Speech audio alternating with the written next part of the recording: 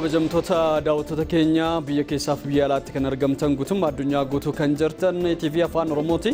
TV Afaan Oromoo yaadawwan garaagaraa akkasumas immoo guutummaa addunyaa odeeffannoowwan jiran qabatee karaa bifa biyya galgala yeroo hundumaa wixataa hanga jimaataatti sa'aatii 12 hanga sa'aatii 2tti simbiraan ga'u kan guyyaa kana eegaleeti kan inni jiru dhimmoota gurguddaa akka addunyaaf biyyaatti jiran guutummaa isaanii qabannee jirra. Ispoortii fi biizinesiinis as keessatti hammatamaniiti kan isaan jiranii akkuma barametti dhimma ijoo kan ta'e oduu ijoowwan keenya dursaan Suudaan kan eegalatu.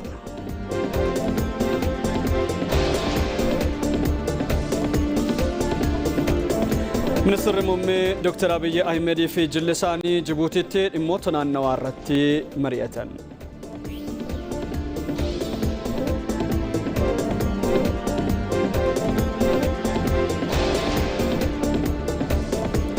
Konferensiin gahee dhaabbileen miidiyaa ijaarsa biyyaa keessatti qaban irratti xiyyeeffatee magaalaa Finfinneetti gaggeeffameera.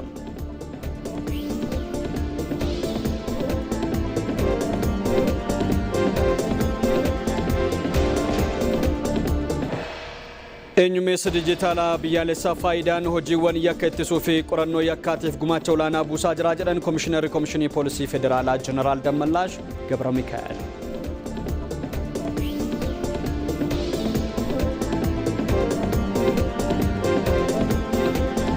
Odeeffannoo biyya alaa keessaa immoo Chaayinaan waraana biyyattiitiif guddina dinagdee ishee keessaa bajeta 700 ramaduu ishee beeksifte.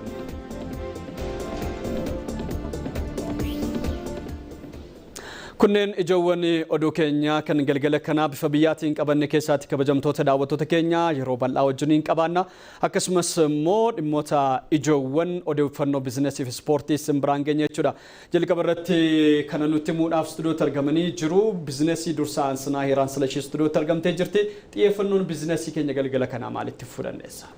Galatoomii olaanaa akka moltan kabajamtoota daawwattoota keenya odeeffannoo biizinesii bifa biyyaa keenya har'aatiin dargaggoota magaalaa Finfinneef carraan hojii fayyadamummaa isaanii mirkaneessu sadarkaa hoogganaa kantiibaa magaalattiitiin biiroo carraa hojii uumuu magaalichaan guyyaa irraa banameetii kan jiru bal'ina isaa gara boodaatti qabannee dhiyaannaa. Akkasumas qabeenyi albuudaa Itiyoophiyaan qabdu guddina dinagdee waliigalaa biyyattii fi damee industirii cimsuu keessatti qooda olaanaa qabaadha kan jedhame bal'ina isaa qabannee gara boodaatti kan dhiyaannu. Odeeffannoo maddeen alaatiin ejensiin annisaa idil addunyaa seenaa keessatti kuufama boba'aa olaanaadha jedhamee gara gabaatti baasuuf akka ta'e himameeti kan jiru. Kanaaf kanneen biroo dabalannee boodarra walitti deebina. Heeraan guddaa galatoomii odeeffannoo ispoortiis ni qabaanna kabajamtoota daawwattoota keenya xumurri taphoota addunyaa garaagaraa gara xumuraatti deemaatti kan jiru. Ijoowwan keenya keessaa isaan tokkodha. Mustafaan immoo istuudiyootti argamee jira. Xiyyeeffannoon ispoortii galgala kanaa maali? Tole galatoomii akkuma tikaasti odeeffannoon ispoortii biyya keessaa fi biyya alaa bifa biyya irraa daawwattoota keenyaatiin booda bal'inaan geenyu amma yeroo kennuutii biyya keessaa gaafan eegalu gareen biyyaalessa kubbaa miilaa Itoophiyaa taphattoota 23tiif waamicha taasiseeti kan inni jiru. Garichis egaa waamicha kan taasise tapha gulaalliitiin dura kan gulaalli ramaddiitiin dura waancaa Afrikaa 2027tiif darbuudhaaf egaa bitootessa 20 booda eeggatuudhaaf taphattootaaf waamicha taasiseeti kan jiru. Kanaatiin alatti odeeffannoo atileetiksiitiin shaampiyoonaan kilaboota atileetiksii magaalaa Finfinnee guyyaa kaleessaa 43ffaan egaa Finfinneetti eegaleet kan jiru.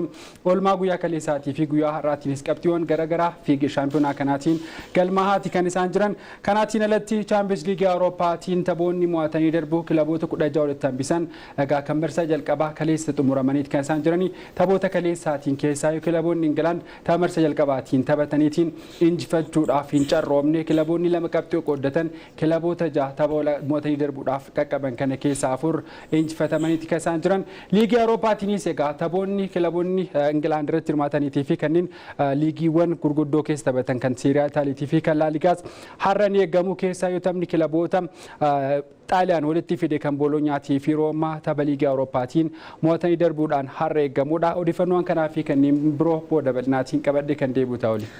Galatoomii Mustafaa bal'inasaatiif daawwattoonni keenya gara boodaatti eeguu kabajamtoota daawwattoota keenya ce'umsa booda odeeffannoowwan bal'aa qabanneetti fufnaan wajjin tura.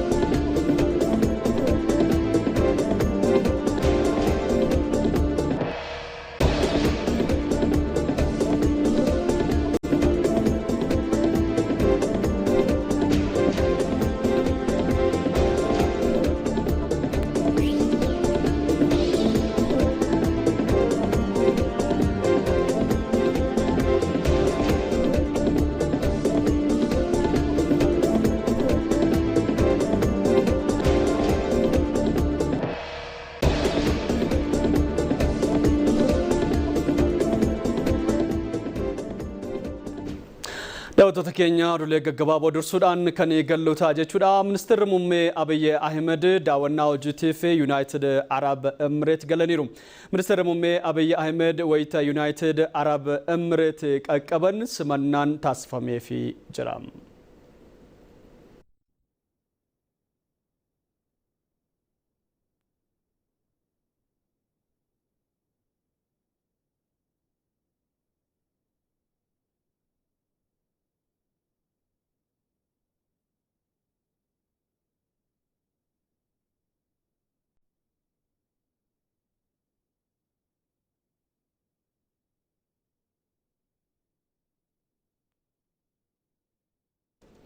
Daawwattoota ministeerri muummee Abiy Ahmed fi jilli isaanii Jibuutiittis dhimmoota naannawaa irratti mari'ataniiti kan jirani. Ministeerri muummee Abiy Ahmed pirezidaantii Jibuutii Ismaa'eel Omar Geelle waliin Jibuutiittis wal arguudhaan dhimmoota garaagaraa irratti mari'ataniiru.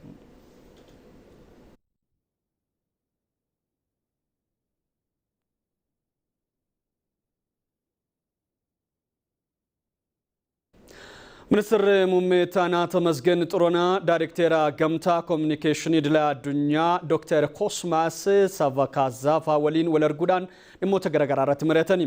Ministeerri muummee Taanaa Tamasgen Xuroonaan Daayirektericha waliin misooma dijitaalaa waloo cimsuu irratti dhimmoota dandeessan irratti xiyyeeffachuudhaan mari'achuu isaanii ibsaniiru. Itoophiyaan damee telekominikeeshinii dabalatee misooma dijitaalaa dhaqqabamaa taasisuudhaaf dandeettii dijitaalaa fi ijaarsa damichaa irratti tarsiimoo dijitaalaa Itoophiyaa 2025tiin bu'aaleen qabatamaan argaman jajjabeessaa ta'uusaa daayirekterichi ibsaniiru. Ilmala ce'umsa damee dijitaalaa caalaatti ceesisuudhaaf gamticha waliin hojjechuun baay'ee barbaachisaa ta'uusaas ibsaniiru. Mariin taasifamee shoora guddinaa qabaachuus ibsameet kan jiru. Itoophiyaan dursummaa damichaatiin qabdu guddisuu fi hubannoo namtolchee cimsuudhaaf dijitaalaa faayidaa qabu irratti qindoomanii hojjechuu irrattis mari'ataniiru. Ijaarsa dandeettii fi carraalee tumsa haarawaa babal'isuu dhimmoota dandeessan irrattis mari'achuun ibsamee jira. Waliigalaan tarsiimoo dijitaal Itoophiyaa 2030 milkeessuu fi tumsa isaanii gara boqonnaa haaraatti ceesisuudhaaf dhimmoota jalqabanii fi kanneen biroo irrattis waliin hojjechuudhaaf waliin gahinsa isaa irratti xiyyeeffachuufis karoorfameera. Konferensiin damichaan sadarkaa idil addunyaa irratti gaggeeffaman Itoophiyaatti qopheessuun hojii ishee caalmaatti addunyaatti beeksisuudhaafis fuulduratti damichaan deeggarsi waaraan akka taasifamuuf waliigaluunsaas ibsameera.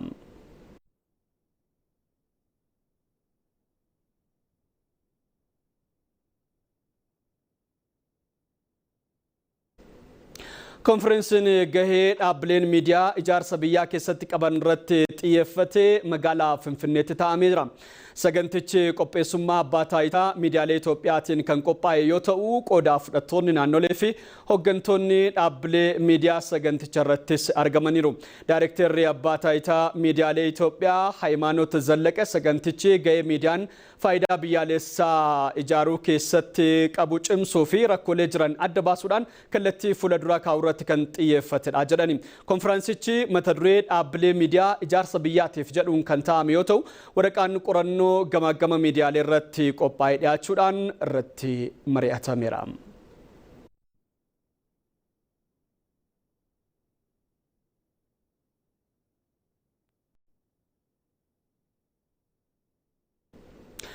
Eenyummeessi dijitaalaa biyyaalessaa faayidaan hojiiwwan yakka ittisuu fi qorannoo yakkaatiif gumaacha olaanaa buusaa jira jedhan Komishinarri Komishinii Poolisii Federaalaa Jeneraal Dammallaash Gabra Mikaa'el.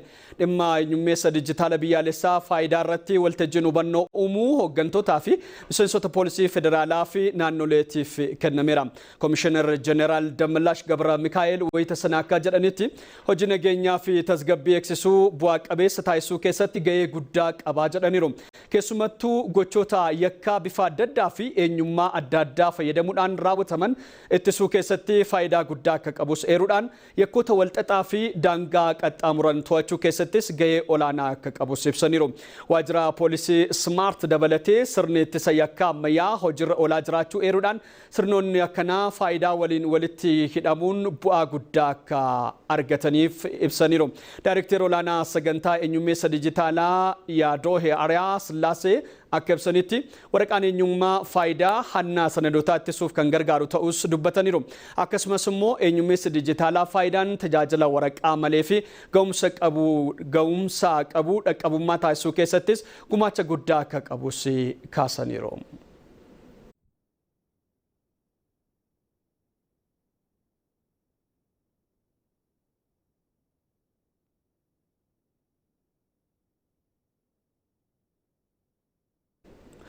Komishiniin annisaa niwukilarii Itoophiyaa fi mootummaan Itaalii damicha irratti waliin hojjechuu haala dandeessan irratti magaalaa Finfinneetti waliin mari'atanii. Komishinii annisaa niwukilaraa Itoophiyaa Sandoqan Dabbabaa dhimma kanarratti ambaasaadara Itaalii Seem Faabriis wajjin wal arguudhaan mari'ataniiru. Marii kanaanis annisaa niwukilarii filannoon humna biyyattii keessa galchuudhaan faayidaa tarsiimoo inni qabu hubachiisaniiru. Annisaan niwukilarii keessumaayyuu immoo dhiyeessa elektiriikii amansiisaa kennuudhaan indaastiriiwwan humna elektiriikaa olaanaa barbaadanii fi misooma indaastirii biyyattiitiif carraa guddaa kan uumu ta'uusaas ibsaniiru. Itoophiyaatti ambaasadarri Itaalii Seem Faabriis Itaaliin muuxannoo gama misoomaa fi qorannoo teekinooloojii niwukilaaraatiin qabdu Itoophiyaadhaaf qooduudhaaf qophii ta'uu ishees ibsaniiru. Biyyi isaanii damee misooma niwukilarii filannoowwan annisaa ishee keessa galchuudhaaf hojjechaa jirti kan jedhan ambaasadarichi kunis fedhii fi fayyadamummaa waloo biyyoota lamaaniitiif bu'aa cimaa kan uumuudhas jedhaniiru. Mariin kun tattaaffii Itoophiyaan teekinooloojii niwukilaaraa kaayyoo nageenyaatiif oolu misoomsuudhaaf taasisaa jirtuuf qooda olaanaa kan gumaachuu ta'uusaas himameera.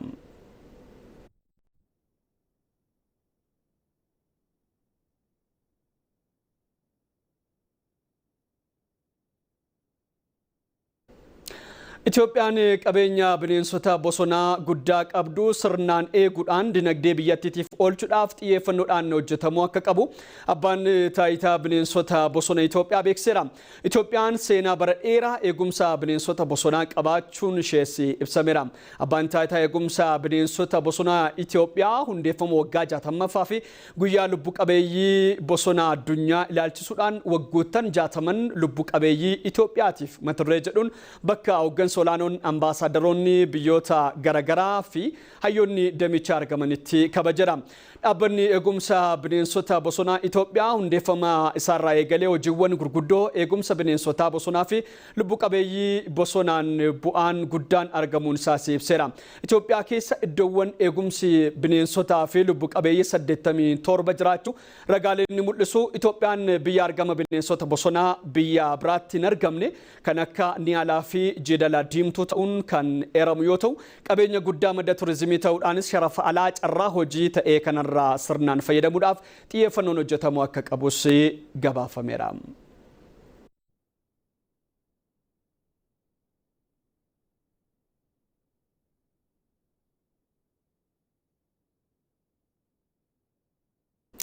ETV Afaan Oromoo hordofuu irratti argamtu kabajamtoota daawwattoota keenya odeeffannoo bifa biyyaa irratti argamna gara odeeffannoo maddeen idil addunyaa irraa arganneetti ceeneera. Meksikoon dhiibbaa miidiyaan hawaasaa dubartoota irraan gahu hambisuudhaaf Google, Meetaa fi TikTokii waliin waliigaltee mallatteessuu ishee pirezidaantiin biyyattii foomsanii. Pirezidaantiin Meksikoo Kiloomaadiyaa Sheebaan akka jedhanitti qocolloo dabalatee haleellaawwan karaa miidiyaa hawaasaa dubartoota irratti heddummachaa jiru hordofee tarkaanfii kana fudhachuu isaanii ibsaniiru. Bara 2024 qofa Meksikoo keessatti dubartoota miiliyoona 11 irratti karaa onlaayiniitiin arrabsoo fi qocolloon akka dhaqqabe pirezidaant Kilaawudiyaan ibsaniiru. Waliigaltee Meksikoo fi Google, Meetaa fi TikTokii waliin mallattaa'e kanaan ergaa fi suuraawwan dubartoota miidhaan akkuma miidiyaa hawaasaa kanneen irratti lakkifamaniin yookaan gadhiifamaniin hatattamaan akka haqamanii fi dhorkaman waliigalamuu isaati pirezidaantichi kan isaan ibsan. Pirezidaantiin Meksikoo Kilaawudiyaa Sheebaan pirezidaantiin dubartii jalqabaa kan taate imaammataa fi seerota cunqursaa fi dhiibbaa dubartootaa irra qaqqaban hambisuudhaaf kutannoon kan hojjetaa jiran ta'uusaa kan gabaasee AFP'dha.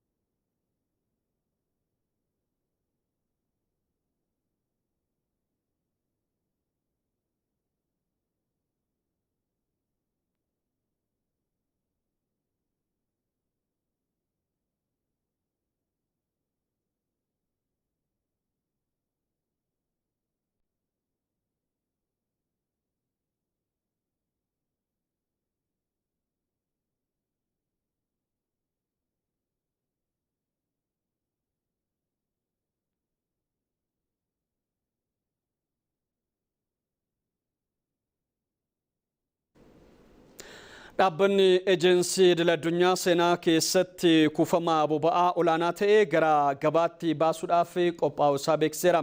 Biyyoonni miseensa ejensii anniisaa idil-addunyaa qaleensa gatii biyyoota boba'aa waraanaa baha giddu galeessaa keessatti mudate tasgabbeessuudhaaf kuufama isaa irraa boba'aa barmiila miiliyoona 400 gara gabaatti dhiyeessuudhaaf murteessuusaa beeksiseera. Daayirekteer olaanaan ejensichaa Dr. Fati Biraawol ibsa kennaniin tarkaanfiin kun kan fudhatame hanqina dhiyeessii boba'aa sababa cufamuu ulaa Hormuz hordofee mudate akka ta'es yaadachiisaniiru. Yeroo ammaa kana biyyoonni miseensa ejensichaa kuufama boba'aa yeroo balaa tasaa barmeela biliyoona 1.2 ol akka qabanis eerameera. Tarkaanfiin kun hanqina dhiyeessii boba'aa mudate hir'isuu kan danda'u ta'uusaas ulaan Hormuz yeroo dheeraadhaaf cufamee kan ture taanaan rakkoon dhiyeessii guddaan mudachuu akka danda'u ogeeyyiin deemichaa akeekkachiisaniiru. Ejensichis haala gabaa boba'aa itti dhiyeenyaan hordofuu akka itti fufuu beeksisuusaa miidiyaaleen idil-addunyaa gabaasaniiru.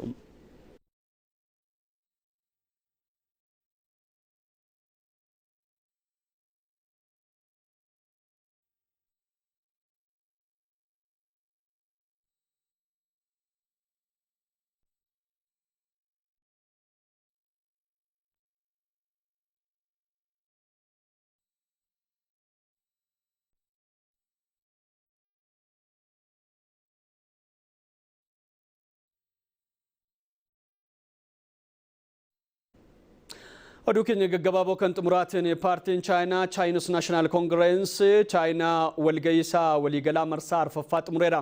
Sagantaa cufinsa yaa'ii waliigalaa paartichaa magaalaa guddoo biyyattii Beenjingitti gaggeeffame irratti pirezidaantii biyyattii Xi Jinping fi aangoowwan biroos argamaniiru. Yaa'ii waliigalaa kanaan seera baastonni biyyattii gabaasa raawwii hojii mootummaas raggaasisaniiru. Kana malees karoora guddina dinagdee waggoota 5 dhufanii kan marsaa 15ffaa paartichaa bara 2026 hanga 2030tti turus raggaasisaniiru. Bajeta waraana biyyattis dhibbeentaa 7tti guddisuun walga'iisaas xumuree jira. Yaa'ii waliigalaa kanaan wixinewwan labsii eegumsa naannawaa fi wixinee seeraa tokkummaa sabootaa dabalatee labsiiwwan biroos raggaasifamaniiru.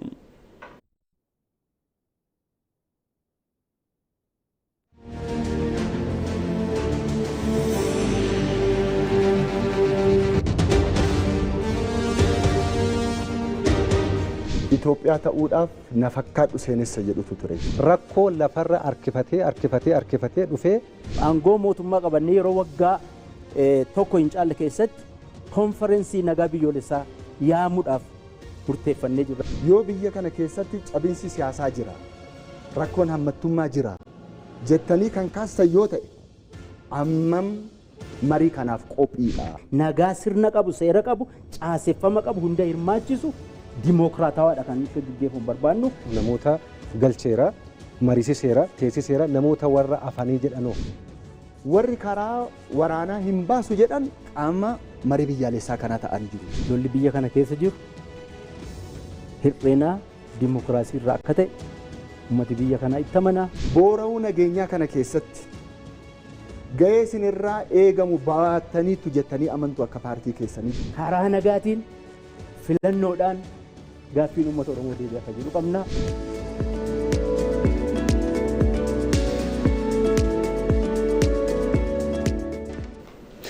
Daawwattoota ITV Afaan Oromoo odeeffannoo bifa biyyaa irratti argamna. Ammoo odeeffannoowwan biizinasii fi ispoortii wal duraa duubaan isinitti himna. Heeraanii fi Mustafaan jalqaba ijoowwan isaanii isinitti himanii jiru. Ammoo bal'ina isaa biraan ga'u ana wajjin gara boodaatti walitti deebina. Turtii gaarii.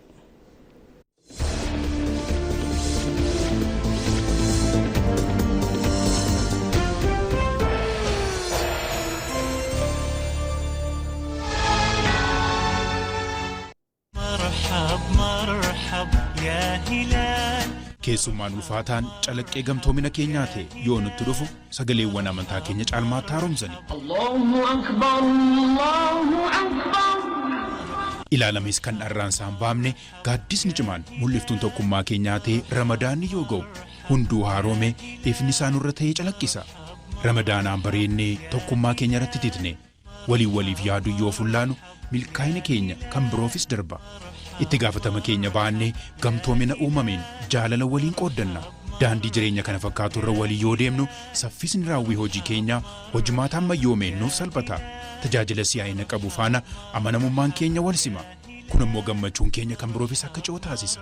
Saffisa yeroo dursuun tarkaanfataa kan ta'e baankiin Awaash tajaajila isaa E-Class jedhamuun wixinee milkaa'ina koorrattis ta'e har'as cina koo jira. Tajaajila dhalarraa bilisaa Awaash E-Class haqa keessan haqiiqaadhaan. Ramadaan Mubaarak.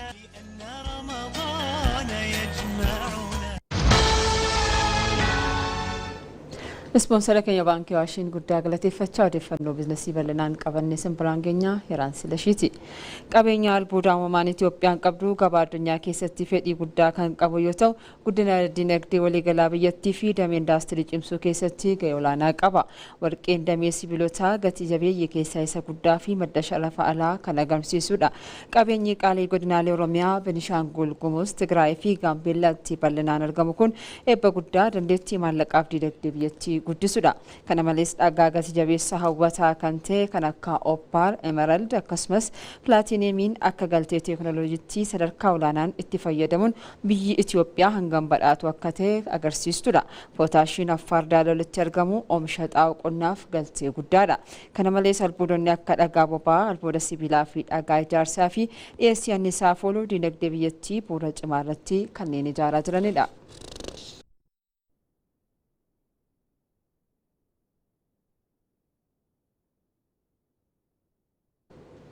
Odeeffannoo biizinasii keenyaa kan biraatiin dhaabbanni aviyeeshinii Itoophiyaa tajaajila sadarkaa idil addunyaa guutuu isaatiin filatamummaan isaa dabalaa akka dhufe himame. Dhaabbatichi adeemsa waggaa 80 keessa darbeen yeroodhaa gara yerootti fooyya'insa agarsiisa. Tarsiimoo fi hammattummaawwan seeraa yeroon gaafatu waliin dabalamee imala isaa itti fufeera. Ammas imaammata bulmaataa fi tarsiimoo haaraa baasuun hojiitti akka seenu abdatama. Tafarii Gamme.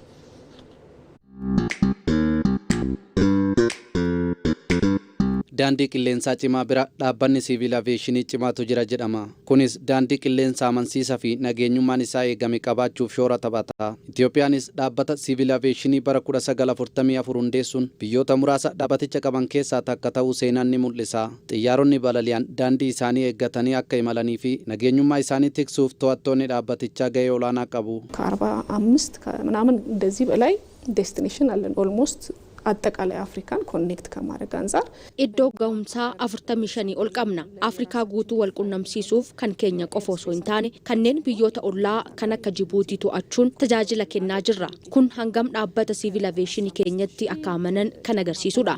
Filatamummaan daandii qilleensa Itoophiyaa ammaa kun ciminootaa fi qormaataalee waggoota 80f keessa darbetu galteedha jedhama. Daandichi hojjettoota isaa qindeessuun hojjettoonni of kennanii hojjechuunis bu'aa kana argamsiisutu eerama. በዓለም አቀፍ ደረጃ ብናየው የሰራተኞቹ የሚከፈላቸው በቂ ገንዘብ አይደለም በፍጹም ሳደርካ አዱኛatti yoo ilaalle hojjettootaaf kafaltiin gaaniin kafalamuuf qormaata kana keessa ta'anii jaalaluma biyyaaf hojjetu jechuun ni danda'ama. Dhaabbata aviyeeshinii Itoophiyaa dabalatee kanneen biyyoota alaas gahoomsuuf itti gaafatamummaa fudhatanii hojjechaa jiru. Bajanni isaanii gadi bu'aadha. Galiin isaaniis gadi bu'aadha. Garuu ga'umsa olaanaa qabu.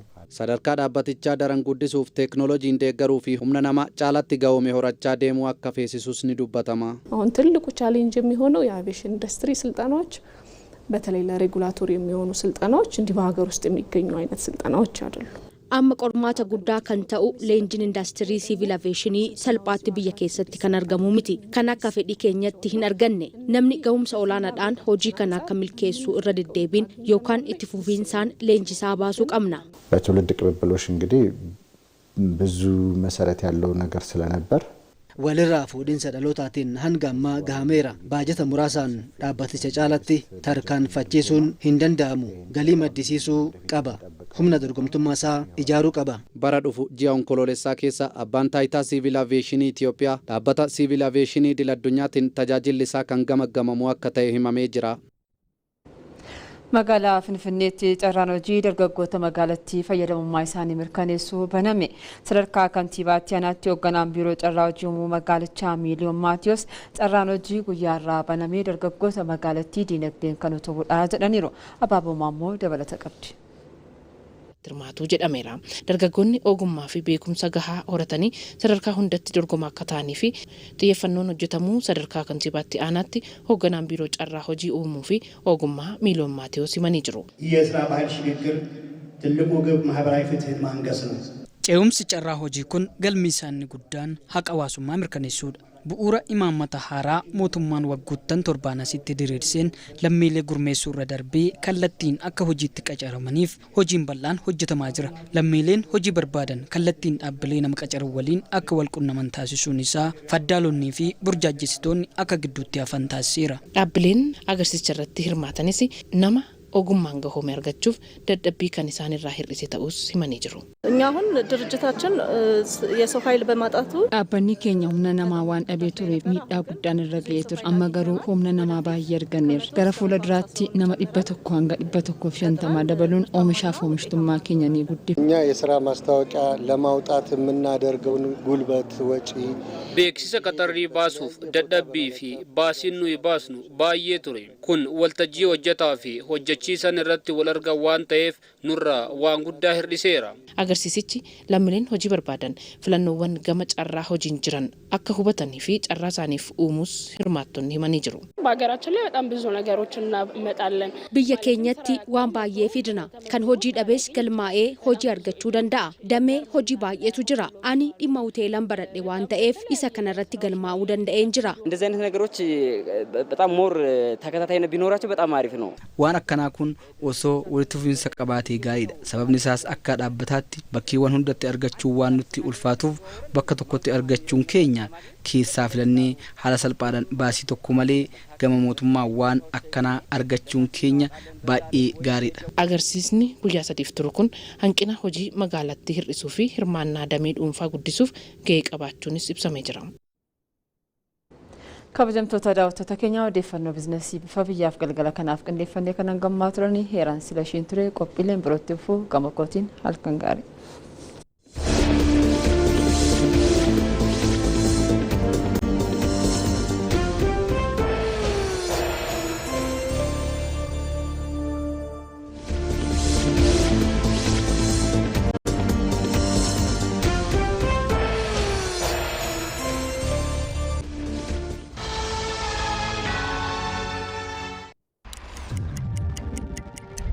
Akkatasaa mirichi waan naabbatee fakkaata. Daandii mul'ata kee ariitii milkaa'ina kee wanti ta'e dhaabeera. Hojii hojjechuu eegaltee jireenya kee farkisi qallatee daldala kee babal'isuuf kaapitaala dhabdee amma garuu seexaan dubartummaa kee humniif dhamaatiin kee daandii sirrii qabatee jira. Liqaan dijitaalaa Masmar kunooti. Baankiin Awaash dhaabbilee idilaa addunyaa garaagaraa faana ta'uun magaalaa Finfinnee alaa dubartoota daldala xixiqqaa irratti hirmaataniif carraa addaa qopheessee jira. Wabiif kaffaltii tajaajilaa tokko malee yeroo ji'a 6 keessatti kan deebi'uu fi hanga waggaa 3 irra deddeebiin liqeeffachuu kan dandeessan. Kaapitaala ka'umsaa hanga qarshii 40,000tti hayyama daldalaaf ragaalee seera qabeessa dhiyeessuun gama marsariitii www.ethiomasmar.com yookaan dameelee baankii keenyaatti galmaa. Liqichi yeroo eeyyamamu karaa Awaash Birri Piroo fudhadhaa. Liqa dijitaalaa Masmar. Odeeffannoo dabalataaf 8980 irratti bilbilaa. Baankii Awaash. Har'a deebiitiin akka mul'atan kabajamoo daawwattoota keenyaa bifa biyyaarraa amma dabareen kan odeeffannoowwan ispoortiiti. Odeeffannoowwan ispoortii ammoo isin biraan ga'a. Isin waliin turmaata kan taasisu Haani Mustafaa Nollaati. Odeeffannoo biyya keessaan jalqabam.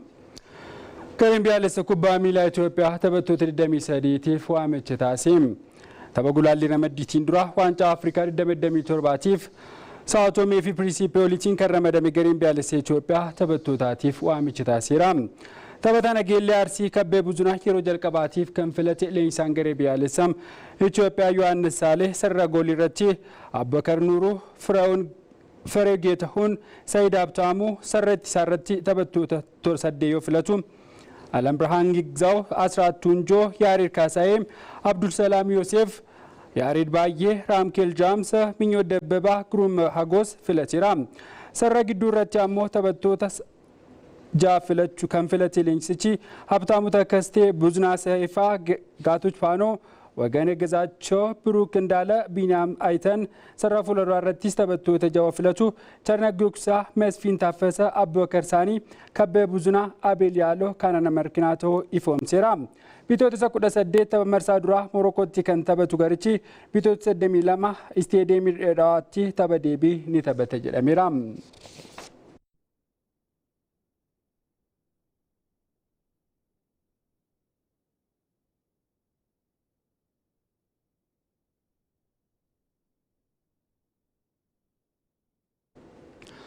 Itoophiyaa dabalatee biyyoonni Afrikaa sadii dorgommii atileetiksii koontinentaal tuur keessummeessuuf jedhame. Dorgommiin atileetiksii koontinentaal tuur gosoota dorgommii 280 ol biyyoota garaagaraa keessatti dorgomama jedhameera. Dorgommicha akkaataa qulqullinni isaa sadarkaa warqee birrii fi naasii jedhamuun kan taasifamu yommuu ta'u kan Itoophiyaan keessummeessu kan sadarkaa naasiiti jedhameera. Dorgommichaan Itoophiyaan ala Masrii fi Leeseetoo Afrikaa irraas ni keessummeessu. Dorgommiin Itoophiyaa eebila 10 bara 2018 dorgomama jedhameera. Dorgommiileen sadarkaa warqee bitoota 87 fi bitoota 88 bara 2026 Meelboorn Awustiraaliyaatti eegalamu jedhameera.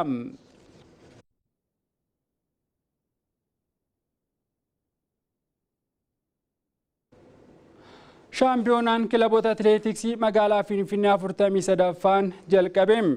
Dorgommiin ramaddii lamatti qoodamuutiin dorgomu kanaan atileetonni 900 fi 23 kilaboota 20 irraa hirmaachaa jiru jedhameera. Dorgommii kaleessa irraa jalqabee isteediyeemii Adii Ababaatti dorgomaa jiruutiin oolmaa guyyaa jalqabaa dorgommichaan dorgommiin gulaallii fi xumuraa hedduun geggeeffamaniiru.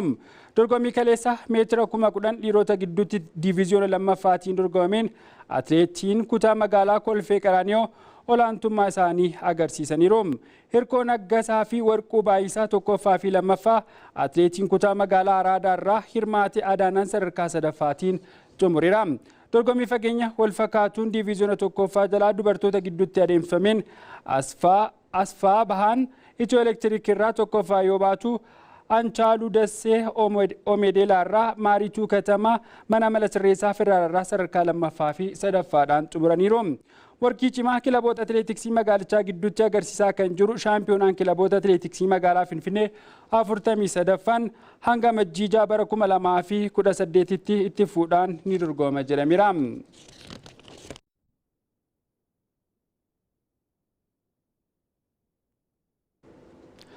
Feestivaalli ispoortii poolisii Finfinnee lammaffaan sanbata dhufuun eegalama jedhame.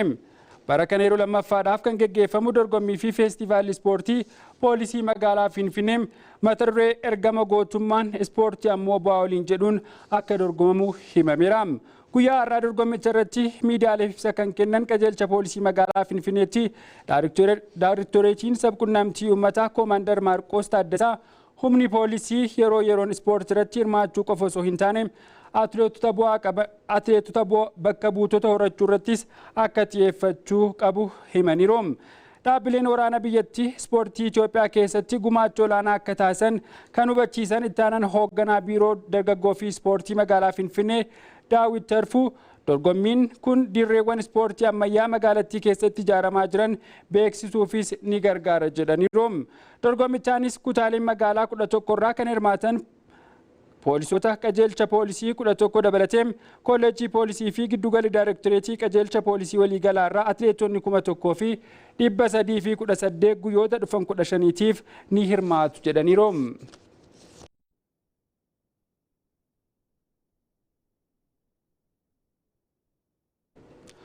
Taphoota mo'atanii darbuu Chaampiyoons Liigii Awurooppaa kaleessa taphatamaniitiin Real Madrid Manchester City keessummeessuun goolii 3-0tiin injifateera. Tapha marsaa duraatiin geggeeffameen taphoonni hedduun taphatamaniiru. Nuruu Amaanoo immoo guutuu akka taanutti qindeesseera. Waancaa Shaampiyoons Liigii Awurooppaa bara kanaa irratti kilaboonni Ingilaandi hirmaataa jiran jahanuu qabxii gaarii galmeessisuudhaan gara marsaa mo'atanii darbuutti kan jirani. Haa ta'uutii taphoota mo'atanii darbuu kibxata irraa eegalamanii taphatamaa jiraniin kilaboota Ingilaand jahan dorgommii kanarratti hirmaataa jiran keessaa 4 yoo mo'aman Arsenaalii fi Niwukaastil Yuunaayitid qofatu qabxii qooddate. Kaleessa tapha eeggamaa tureen dirree isaatiin ala shaampiyoonii dorgommichaa yeroo 15 Real Madrid wajjin kan taphate Manchester Cityin goolii 3-0 mo'ameera. Kylian Mbappé, Jude Bellingham fi Rodrigo miidhamaan kan dhabe Real Madrid sarara fuulduraa irratti rakkachuu danda'a jedhamaa turus goolii injifannoo sadanuu kan argate boqonnaan tura. Goolii injifannoo Los Blancos sadanuu kan lakkoofsise ammoo taphataa sarara gidduu lammii Uruguay Federico Valverdeedha. Real Madrid boqonnaa booda carraa dursummaa isaa goolii 4tti guddisuu argatus peenaaltii Vinicius Junior rukutee Donnarumma jalaa qoleera. Kaleessa yeroo 15ffaaf Real Madrid wajjin kan taphate Manchester Cityin tapha taphicha injifachuuf tilmaama olaanaa argatee ture. Pep Guardiolaanis tilmaamuma kana dhugoomsuudhaaf Savinio, Doku, Semenyo fi Haaland sarara fuulduraa irratti qabatee seeneera. Haa ta'uuti hanga eegame bu'a qabeessa ta'uu hin dandeenye. Kanaan dura madda goolii kilabichaa kan ture Erling Braut Haalandis kaleessa hin turre jechuun ni danda'ama. Sararri gidduu City Rodriin durfamus gaarii hin turre. Sararri ittisaa Geey fi Diasin durfamus hedduu bu'a qabeessa hin taane. Oraayilii fi Dokuun Manchester Cityf goolii galchuuf carraaqanis carraaqqin isaanii karra eegaa Real Madrid Courtois jalaa qolameera. Valverdeen alatti Trent Alexander-Arnold kaleessa ga'umsa gaarii mul'isuudhaan injifannoo Real Madrid keessatti shoora olaanaa baateera. Turtiin Manchester City isaaniitiin milkaa'insa hedduu kan argan Pep Guardiolaan amma qabxii kana jijjiiruun nuusa xumuraatti darbuuf raajii hojjechuutu isaan irraa eegama. Akkuma Manchester City kilabiin Ingilaand inni biraa Chelsea shaampiyoonii dorgommichaa bara darbee PSG'n goolii 5-2 mo'ameera. Tapha Chelsea ga'umsa gaarii mul'ise kana irratti dogongorri goolii eegaa isaanii Jorgensen gatii guddaa kaffalchiiseera. PSG'n goolii Barkolaa fi Dembeleetiin taphicha yeroo lama dursus gooliin Gusto fi Fernandes galchan Chelsea taphichaan hanga daqiiqaa 74tti goolii 2 qixa akka ta'u taasiseera. Sana booda Luis Enrique du'ee jijjiiruudhaan Kvaratskhelia galchani. Jijjiiran isaanis bu'aa buusee fi taphatichi daqiiqaa 86ffaa fi 94ffaa irratti goolii injifannoo PSG galcheera. Riikardiin Arsenaal Champions League Awurooppaatiin osoo hin mo'amin taasisaa tures kaleessa tooftama inni kanaan dura rukuttaa dalgee irraa goolii galchaa tureen Bayer Leverkuseniin karaatti jalaa hafeera. Dirree isaatiin ala Jarmanitti Bayer Leverkusen wajjin kan taphate Arsenaal goolii tokko walqixa ba'e. Bayern goolii Andrikiin dursummaa qabatus jijjiiramee gara dirree kan seene taphataan Bayer Leverkusen duraanii Kai Havertz rukuttaa peenaaltiitiin goolii qixxeessituu Arsenaal lakkoofsiseera. Bara kana Champions League Awurooppaatiin imala gaarii taasisaa kan jiru kilabiin Norway Bodo Glimtes Sporting simachuudhaan goolii 3-0 injifate. Akkaataa tilmaama ooptaatiin ammas taanaan kilaboonni Ingilaand carraa nuusa xumuraatiif darbuu bal'aa qabu. Fakkeenyaaf Arsenaal carraa 77, Liverpool carraa 53, Manchester City carraa 9.4 fi Chelsea immoo carraa 7.3 qaba. Waancaa liigii Awurooppaatiin taphoonni mo'atanii darbuu har'anii eegaluun tapha 4 sa'aatii wal fakkaataa 2 fi daqiiqaa 45tti kan keessummeessu dorgommichi Bologna Roomaa waliin, Lille Aston Villa waliin, Panathinaikos Real Betis waliin, Stuttgart Porto waliin ni taphachiisa. Halkan sa'aatii 5ttis taphoota hedduu kan keessummeessu liigiin Awurooppaa Celta Vigo Lyon waliin, Frankfurt Braga waliin, Genk Freiburg waliin, Nottingham Forest Midtjylland waliin ni falmachiisa.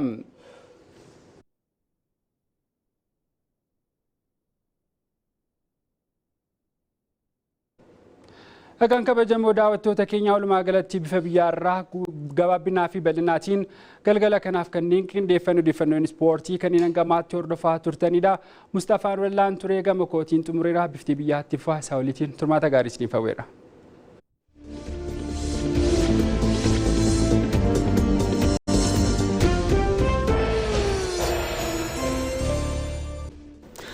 daawwattoota dhiyeessitoota odeeffannoo biizinasii fi ispoortii wal duraa duubaan simbiraan gaan guddaa galatoomaa jennaanii raagaa haala qilleensaa irra geenyee jirra.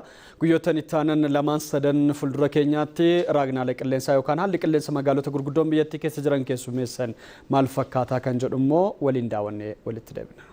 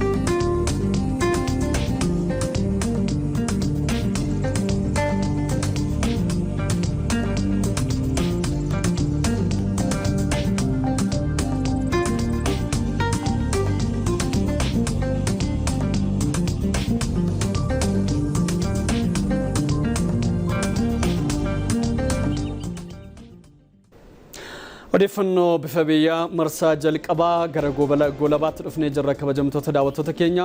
Odeeffannoowwan adda addaa isinitti maara turtii taasisnee jirra. Marsaa lammaffaadhaan yeroo deebinu ajandaan keenya maal kan jedhu yeroo itti himnurra geenye jirra. Keessumaayyuu akka biyyaatti hojiilee gurguddoo biyyattiin xiyyeeffannoo guddaadhaan faayidaa biyyaalessaatti itti qabattee irratti hojjechaa jirtu keessaa tokko dhimma ulaa galaanaatiin wal qabatudha. Egaa ulaan galaanaa seenaa bara darbee keessatti qabeenya Itoophiyaa kan ta'e kan dabarfamee kennamedha. Amma immoo Itoophiyaan dhaloota haaraadhaan waan kaleessa dhabde kana deebistee argachuudhaaf sochii bal'aa irratti kan isheen argamtu. Keessumaayyuu ulaa galaanaa gaafattu karaa dippiloomaasii fi nagaaf nagaa irratti xiyyeeffate qofaadhaan akka ta'e Itoophiyaan irra deddeebiidhaan kaasaatti kan isheen jirtu. Biyyoonni ulaa galaanaa hin qabne yookaan immoo locked country warreen jedhaman akkaataa kamiin ulaa galaanaa argatanii kan jedhu yeroo garaagaraatti simbiraan gahaa turre. Egaa Itoophiyaan ulaa galaanaa argachuun ishee dhimma biyyatti fufsiisuuti, dhimma dinagdee biyyattii dachaadhaan dabalchisuuti. Kanaafuu isa kanarratti xiyyeeffatamee hojjetamaatti kan jiru. Ajandaa keenya marsaa lammaffaa odeeffannoo bifa biyyaatti jechuudha kabajamtoota daawwattoota keenya. Dhimmicha bal'inaan odeeffannoo garaagaraa simbiraan gahuudhaaf qopheeffannee jirra. Marsaa jalqabaatiin odeeffannoon bifa biyyaa kana fakkaata ture. Hordofaan wajjin turuu keessaniif guddaa galatoomaa isiniin jenna. Daqiiqaawwan muraasa booda sa'aatii tokko yeroo ta'u odeeffannoowwan haaraa kanneen biroo dabalannee turtii dabalataa sa'aatii tokkos wajjin taasisna. Hangasitti turtii gaarii.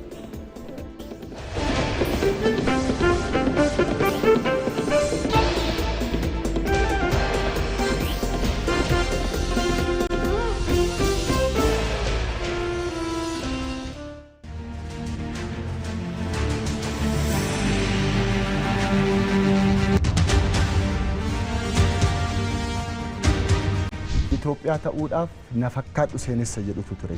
Rakkoo lafarra harkifatee dhufee aangoo mootummaa qabannee yeroo waggaa tokko hin caalle keessatti konferensii nagaa biyyoolessaa yaamuudhaaf murteeffannee jirra. Yoo biyya kana keessatti cabiinsi siyaasaa jira, rakkoon hammattummaa jira jettanii kan kaastan yoo ta'e ammam marii kanaaf qophiidha. Nagaa sirna qabu, seera qabu, caaseffama qabu, hunda hirmaachisu dimokiraatawaadha kan nuti gaggeeffamu barbaannu. Namoota galcheera, mariisiseera, teessiseera, namoota warra afanii jedhanoo.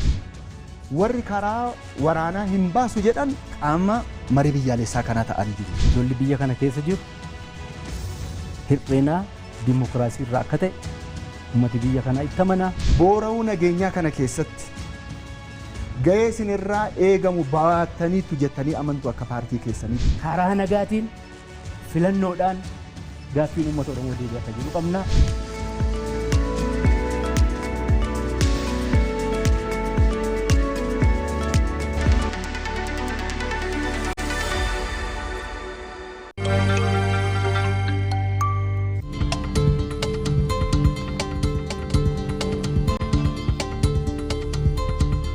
Ganna qonnaa ganna mi'aan gahaa hin argannu mi'aan xiqqaadha. Bishaan kun sirriitti itti dabalamee fi dargaggeewwan kana caalaa akka itti hirmaatanii. Wabii midhaan nyaataa, alargee hidhisi, carraa hojii muusii wantoota afran qabatee kan deemu ta'uu isaati. Qonna qamadii kilaasteraan gannas bonas. Hektaararraa haga kuntaala 40 arganna jennee abdanna. Qonnaan bulaan qonna aadaa duraan qabu sanarraa karaa ammayyaatti akka inni ce'u.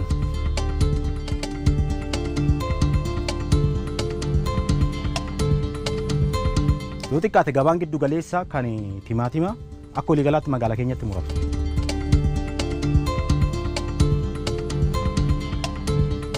Hojjannee lafuma maasuma keessa gannee gara mana gizee baay'ee gallee jira. Duraan daldaalaan baay'ee rakkataa turre.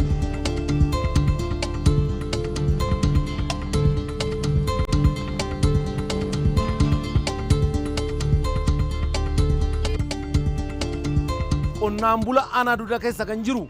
Kallattiidhaan maasaa keenyarraa findee asitti waan gurgurruuf. Paappayaan guyyaa irraa makiinaa sirraa fe'ee deema. Baay'ee tokko irratti ilaallu naannoo birrii 15,000 amma 20 dhufuu danda'a normaali garaagarummaan inni qabu jechuudha. Investimentoonni gama kanaan dhufanii hojii isaanii hojjechuu hin danda'ani. Gama keenyaan aanaan qophiidha jechuudha. Akkaataa kanaan waa deemnee Itoophiyaan nyaataan of danda'u duwwaa osoo hin taane isaa olitti gurgurtee fayyadamuufis kaan gargaaruufis haala mijataa fi humna qabdi.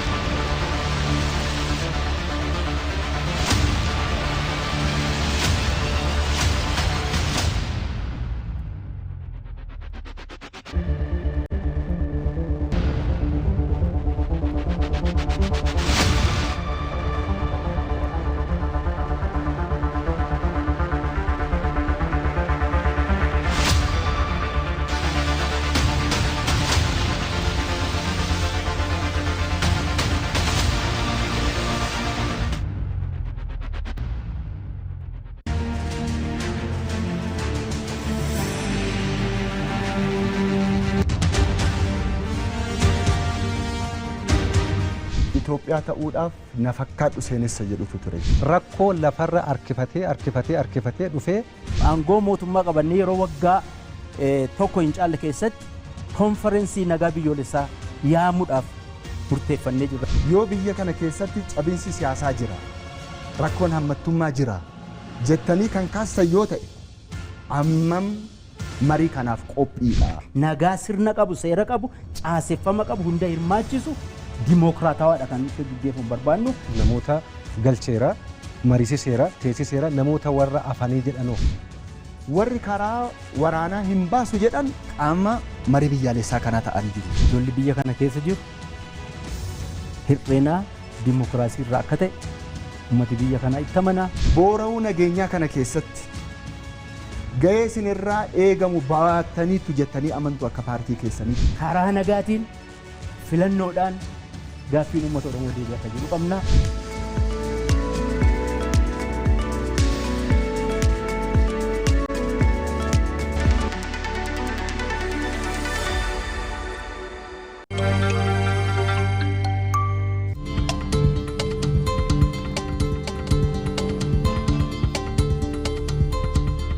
Ganna qonnaa ganna midhaan gahaa hin argannu midhaan xiqqaadha. Bishaan kun sirriitti itti dabalamee fi dargaggeewwan kana caalaa akka itti hirmaatanidha. Wabii midhaan nyaataa, alargee hidhisi, carraa hojii muusii wantoota afran qabatee kan deemu ta'uu isaati. Qonna qamadii kilaasteraan gannas bonas. Hektaararraa haga kuntaala 40 arganna jennee abdanna. Qonnaan bulaan qonna aadaa duraan qabu sanarraa karaa ammayyaatti akka inni ce'u.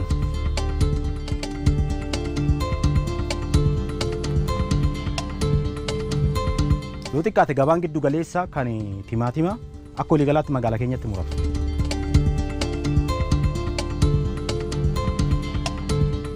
Hojjannee lafuma maasuma keessa gannee gara mana gizee baay'ee gallee jira.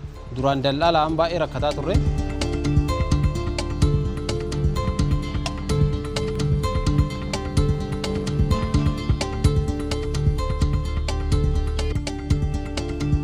Qonnaan bula aanaa duudaa keessa kan jiru. Kallattiidhaan maasaa keenyarraa findee asitti waan gurgurruuf. Paappayaan guyyaarraa makiinaa sirraa fe'ee deemu. Baay'ee tokko irratti ilaallu naannoo birrii 15,000 amma 20 dhufuu danda'a normaali garaagarummaan inni qabu jechuudha. Investimentoonni gama kanaan dhufanii hojii isaanii hojjechuu hin danda'ani. Gama keenyan aanaan qophiidha jechuudha. Akkaataa kanaan waa deemnee Itoophiyaan nyaataan of danda'u duwwaa osoo hin taane isaa olitti gurgurtee fayyadamuufis kaan gargaaruufis haala mijataaf humna qabdi.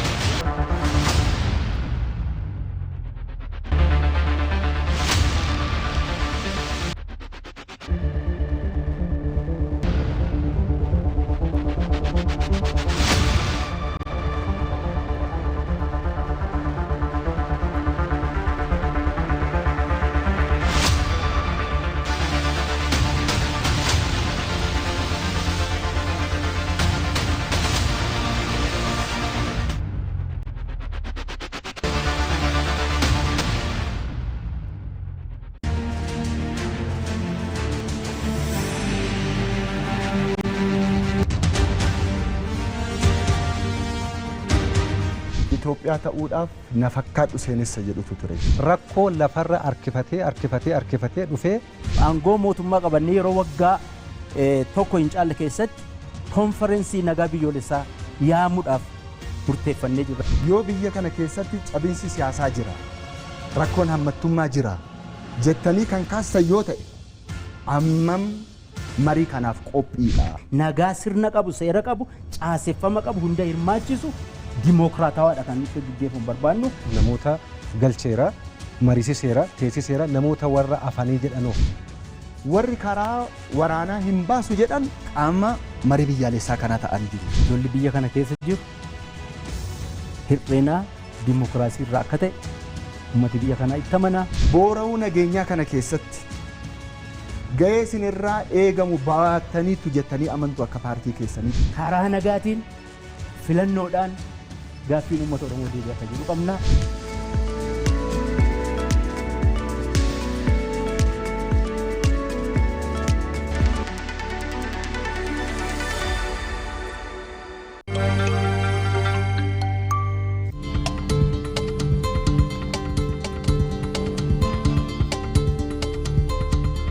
Ganna qonnaa ganna mi'aan gaas hin argannu mi'aan xiqqaadha.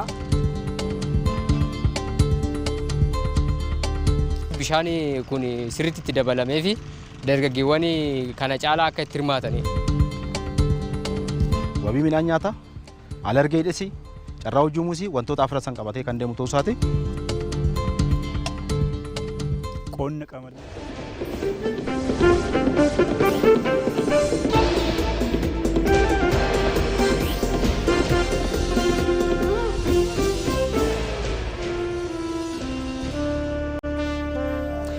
Marsaa lammaffaa odeeffannoo bifa biyyaarra geenye jirra kabajamtoota daawwattoota keenya irra deebuudhaan nageenya keenya sinaa qaqqabu jenna. Egaa odeeffannoo bifa biyyaatiin dhimmoota biyya keessaa fi biyya alaa duratti xiyyeeffannee turtii dabalataa sa'aatii tokkos wajjin taasisuuf istuudiyootti argamnee jirra. Ijoowwan isaanii dursuudhaan kan eegallu ta'a.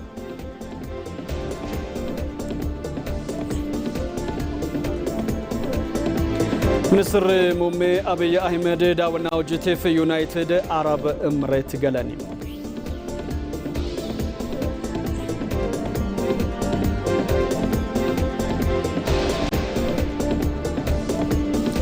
Itoophiyaan gaaffii ulaa galaanaa gaafataa jirtu seenaa haqaa fi ragaa irratti kan hundaa'eedhaan akka ta'e hayyootni himan.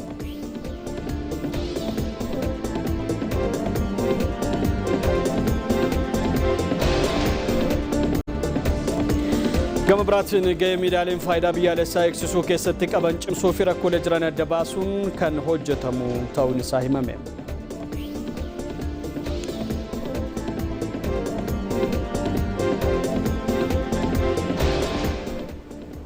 Kunneen ijoowwan oduu keenya sa'aatii kanaatti kabajamtoota daawwattoota keenya dhimmoota biyya keessaaf biyya alaa hedduu isaa qabannee wajjiniin turtii taasisna.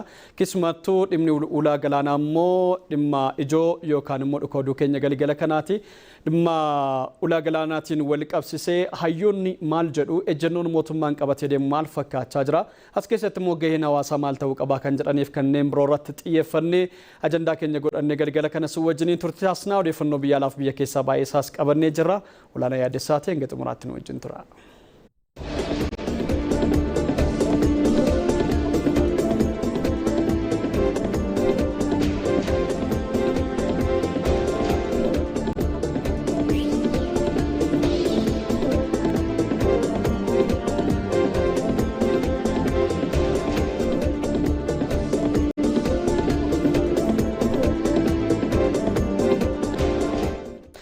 daawwattoota gara odeeffannoo gaggabaaboo qaban jalqabaatti yeroo ceenu ministeerri muummee Dr. Abiy Ahmed daawwannaadhaaf United Arab Emirates galaniiru. Ministeerri muummichaa Abiy Ahmed wayita United Arab Emirates qaqqaban simannaan ho'aanis taasifameefira.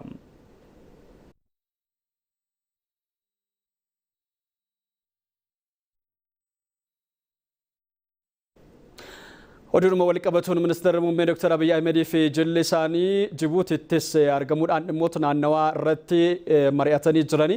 Ministeerri muummee Abiy Ahmed pirezidaantii Jibuutii Ismaa'eel Omar Geellee waliin Jibuutitti wal arguudhaan dhimmoota biyyoota lamaan irratti xiyyeeffachuudhaan marii kan taasisan ta'uu isaaniitu ibsame.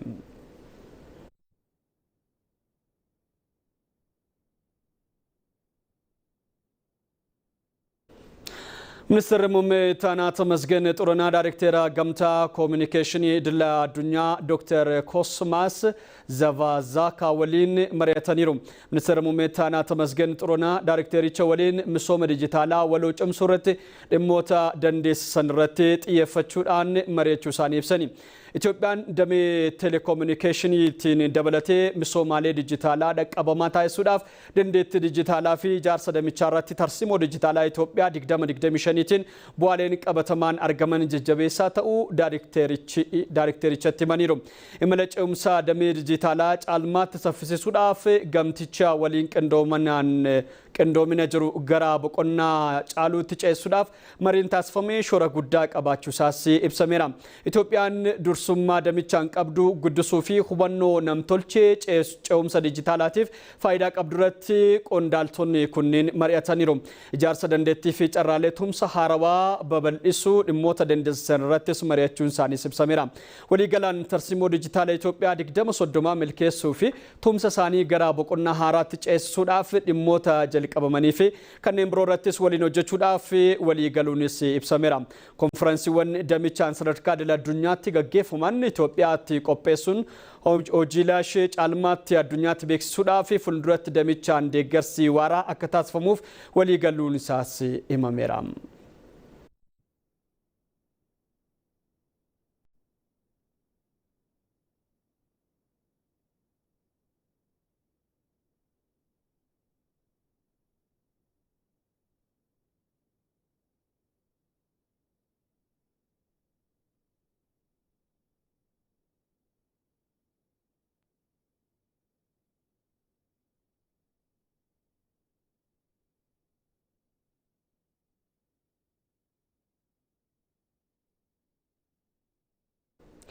Lammiilee godina Gamootti miidhaman dandamachiisuudhaaf mootummaan xiyyeeffannoon kan hojjetu ta'uusaa pirezidaantiin naannoo Itoophiyaa kibbaa Xilahuun ከበዳ ibsani pirezidaantii Xilahuun hooggantuu waajjira ministeera muummee fi ministeerri dhimmoota kaabinee Alam Tsahaay Phaawulos komishinarri komishinii yaaddoo balaa ambaasadar Shifarraaw Takilemaariyaamii fi hooggantoonni mootummaa federaalaa fi naannoo bakkichatti argamuudhaan miidhamtoota jajjabeessaniiru.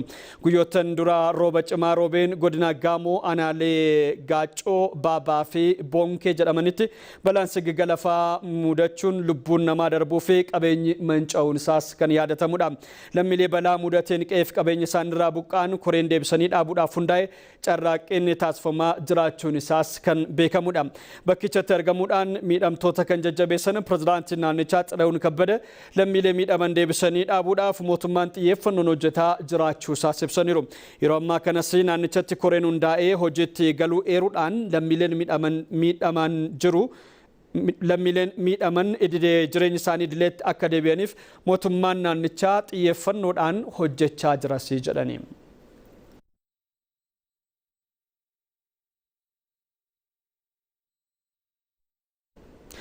Eenyummeessi dijitaalaa biyyaalessaa faayidaan hojiiwwan yakka ittisuu fi qorannoo yakkaatii fi gumaacha olaanaa buusaa jira jedhan komishinarri komishinii poolisii federaalaa jeneraal Dammallaash Gabra Mikaa'el. Dhimma eenyummeessa dijitaala biyyaalessaa faayidaa irratti waltajjiin hubannoo uumu hooggantootaa fi miseensota poolisii federaalaa fi naannoleetiif kennameera.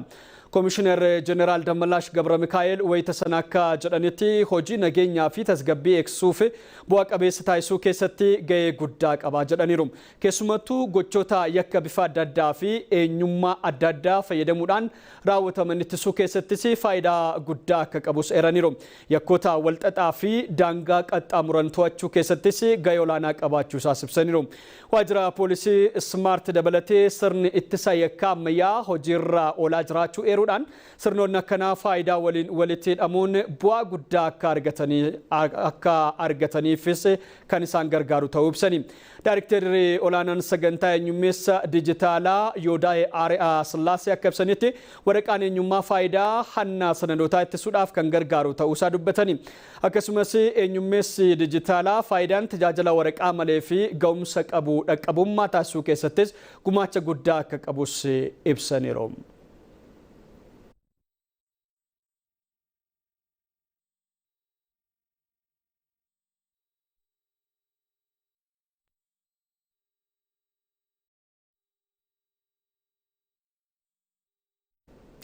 Komishiniin anniisaa niwukilarii Itoophiyaa fi mootummaan Itaalii damicha irratti wajjin hojjechuu fi haala danda'an irratti magaalaa Finfinneetti mari'ataniiru. Komishinarri komishinii anniisaa niwukilarii Itoophiyaa Sandoqaan Dabbabaa dhimma kan irratti ambaasaadaroota Itaalii Seem Fabriizii wajjin wal arguudhaan mari'atani. Marii kanaanis anniisaa niwukilarii filannoowwan humnaa biyyattii keessa galchuudhaan faayidaa tarsiimoo inni qabu hubachiisaniiru. Anniisaan niwukilarii keessumaayyuu dhiyeessii elektirikaa amansiisaa kennuudhaan indastiriiwwan humna elektirikaa olaanaa barbaadanii fi misooma indastirii biyyattiitiif carraa guddaa kan uumu ta'uun isaas ibsameera. Itoophiyaatti ambaasaaddarri Itaalii Seem Fabriizi Itaaliin muuxannoo gama misoomaa fi qorannoo teekinooloojii niwukilaaraatiin qabdu Itoophiyaadhaaf qooduudhaaf qophii ta'uu ishees ibsaniiru. Biyyi isaanii damee misooma niwukilaarii filannoowwan anniisaa ishii keessa galchuudhaaf hojjechaa jirti kan jedhan ambaasaadarichi kunis fedhii fi fayyadamummaa waloo biyyoota lamaanii bu'uuraa cimaa irratti kan hundeessu ta'a jedhaniiru. Mariin kun tattaaffii Itoophiyaan teekinooloojii niwukilaarii kaayyoo nageenyaatiif oolu misoomsuudhaaf taasisaa jirtuuf qooda olaanaa kan gumaachuu ta'uun isaas himameera.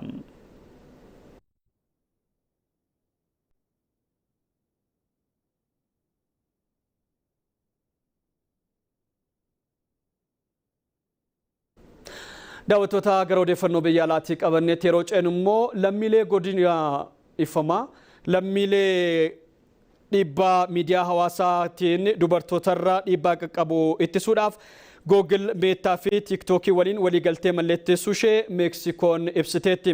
Pirezidaantiin Meksikoo Claudia Sheinbaum akka himanitti qoccoolloo dabalatee haleellaan karaa miidiyaa hawaasaa dubartoota irratti heddummachuu hordofee tarkaanfii kana fudhachuuf kan dirqaman ta'uu isaa ibsanii.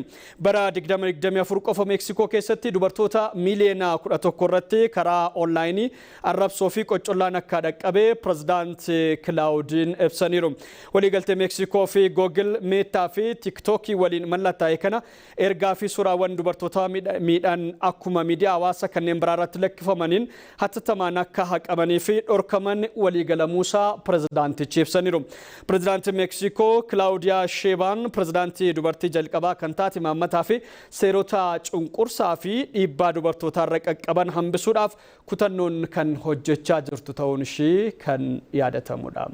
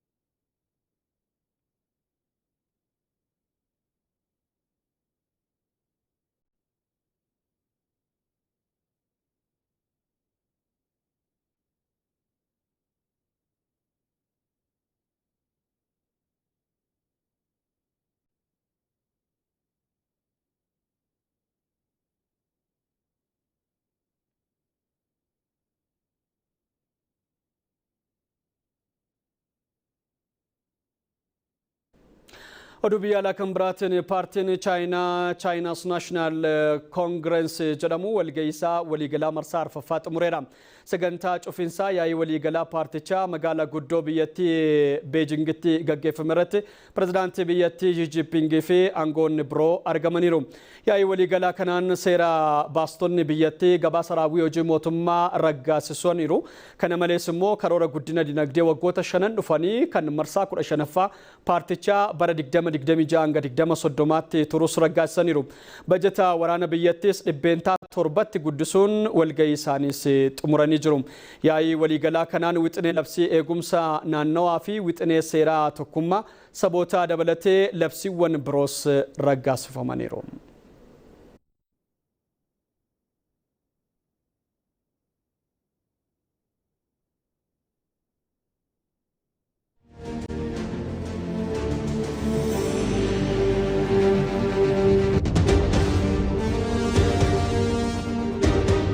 Itoophiyaa ta'uudhaaf na fakkaadhu seenessa jedhutu ture.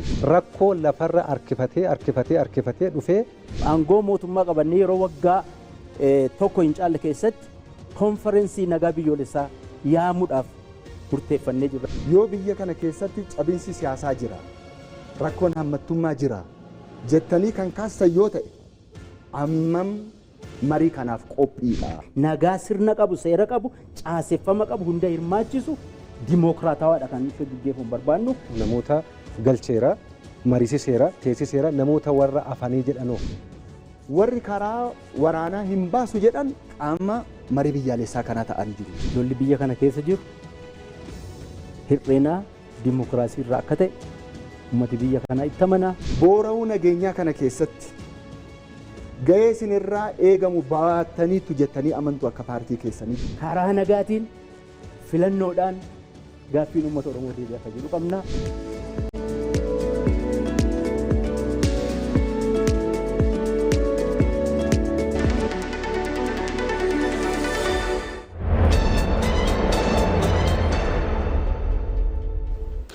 Dhukoo durra keenya jirra kabajamtoota daawwattoota keenya dhukoo oduutuun immoo dhimma xiyyeeffannoo addaatti kenninee bal'inaan simbiraan geenyu irratti kan xiyyeeffannu ta'a jechuudha.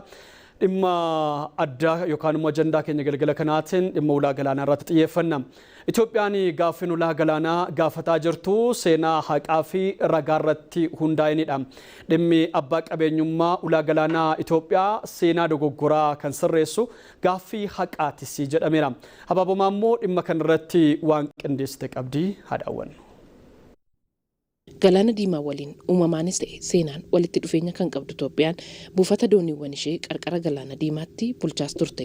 Naannoo Galaana Diimaa Itoophiyaan daldala isheetti gaggeeffachaa turte gaaffii abbaa qabeenyummaa ulaa galaanaa yeroo ammaa gaafataa jirtu seenaan kan mirga kennuufidha. ኢትዮጵያ እያነሳችው ያለው ጥያቄ ፍትሃዊነት ነው። የፍትሃዊነት ጥያቄ ነው። ሲጀመርም ቀይ ባህር ሄደው ኢፍትሃዊ በሆነ መንገድ ነው። Gaaffiin Itiyoophiyaan dhiyeessaa jirtu haqa qabeessaadha. Akkaataa ulaan galaanaa dhoorkame seera qabeessa hin turre asabis ta'ee Eertiraa akkaataa nu itti hidhamne ragaan tokkollee hin jiru. Kanaafuu karaa seera maleessaan deemee jechuudha. Gaaffiin Itiyoophiyaan dhiyeessaa jirtu kan haqaati.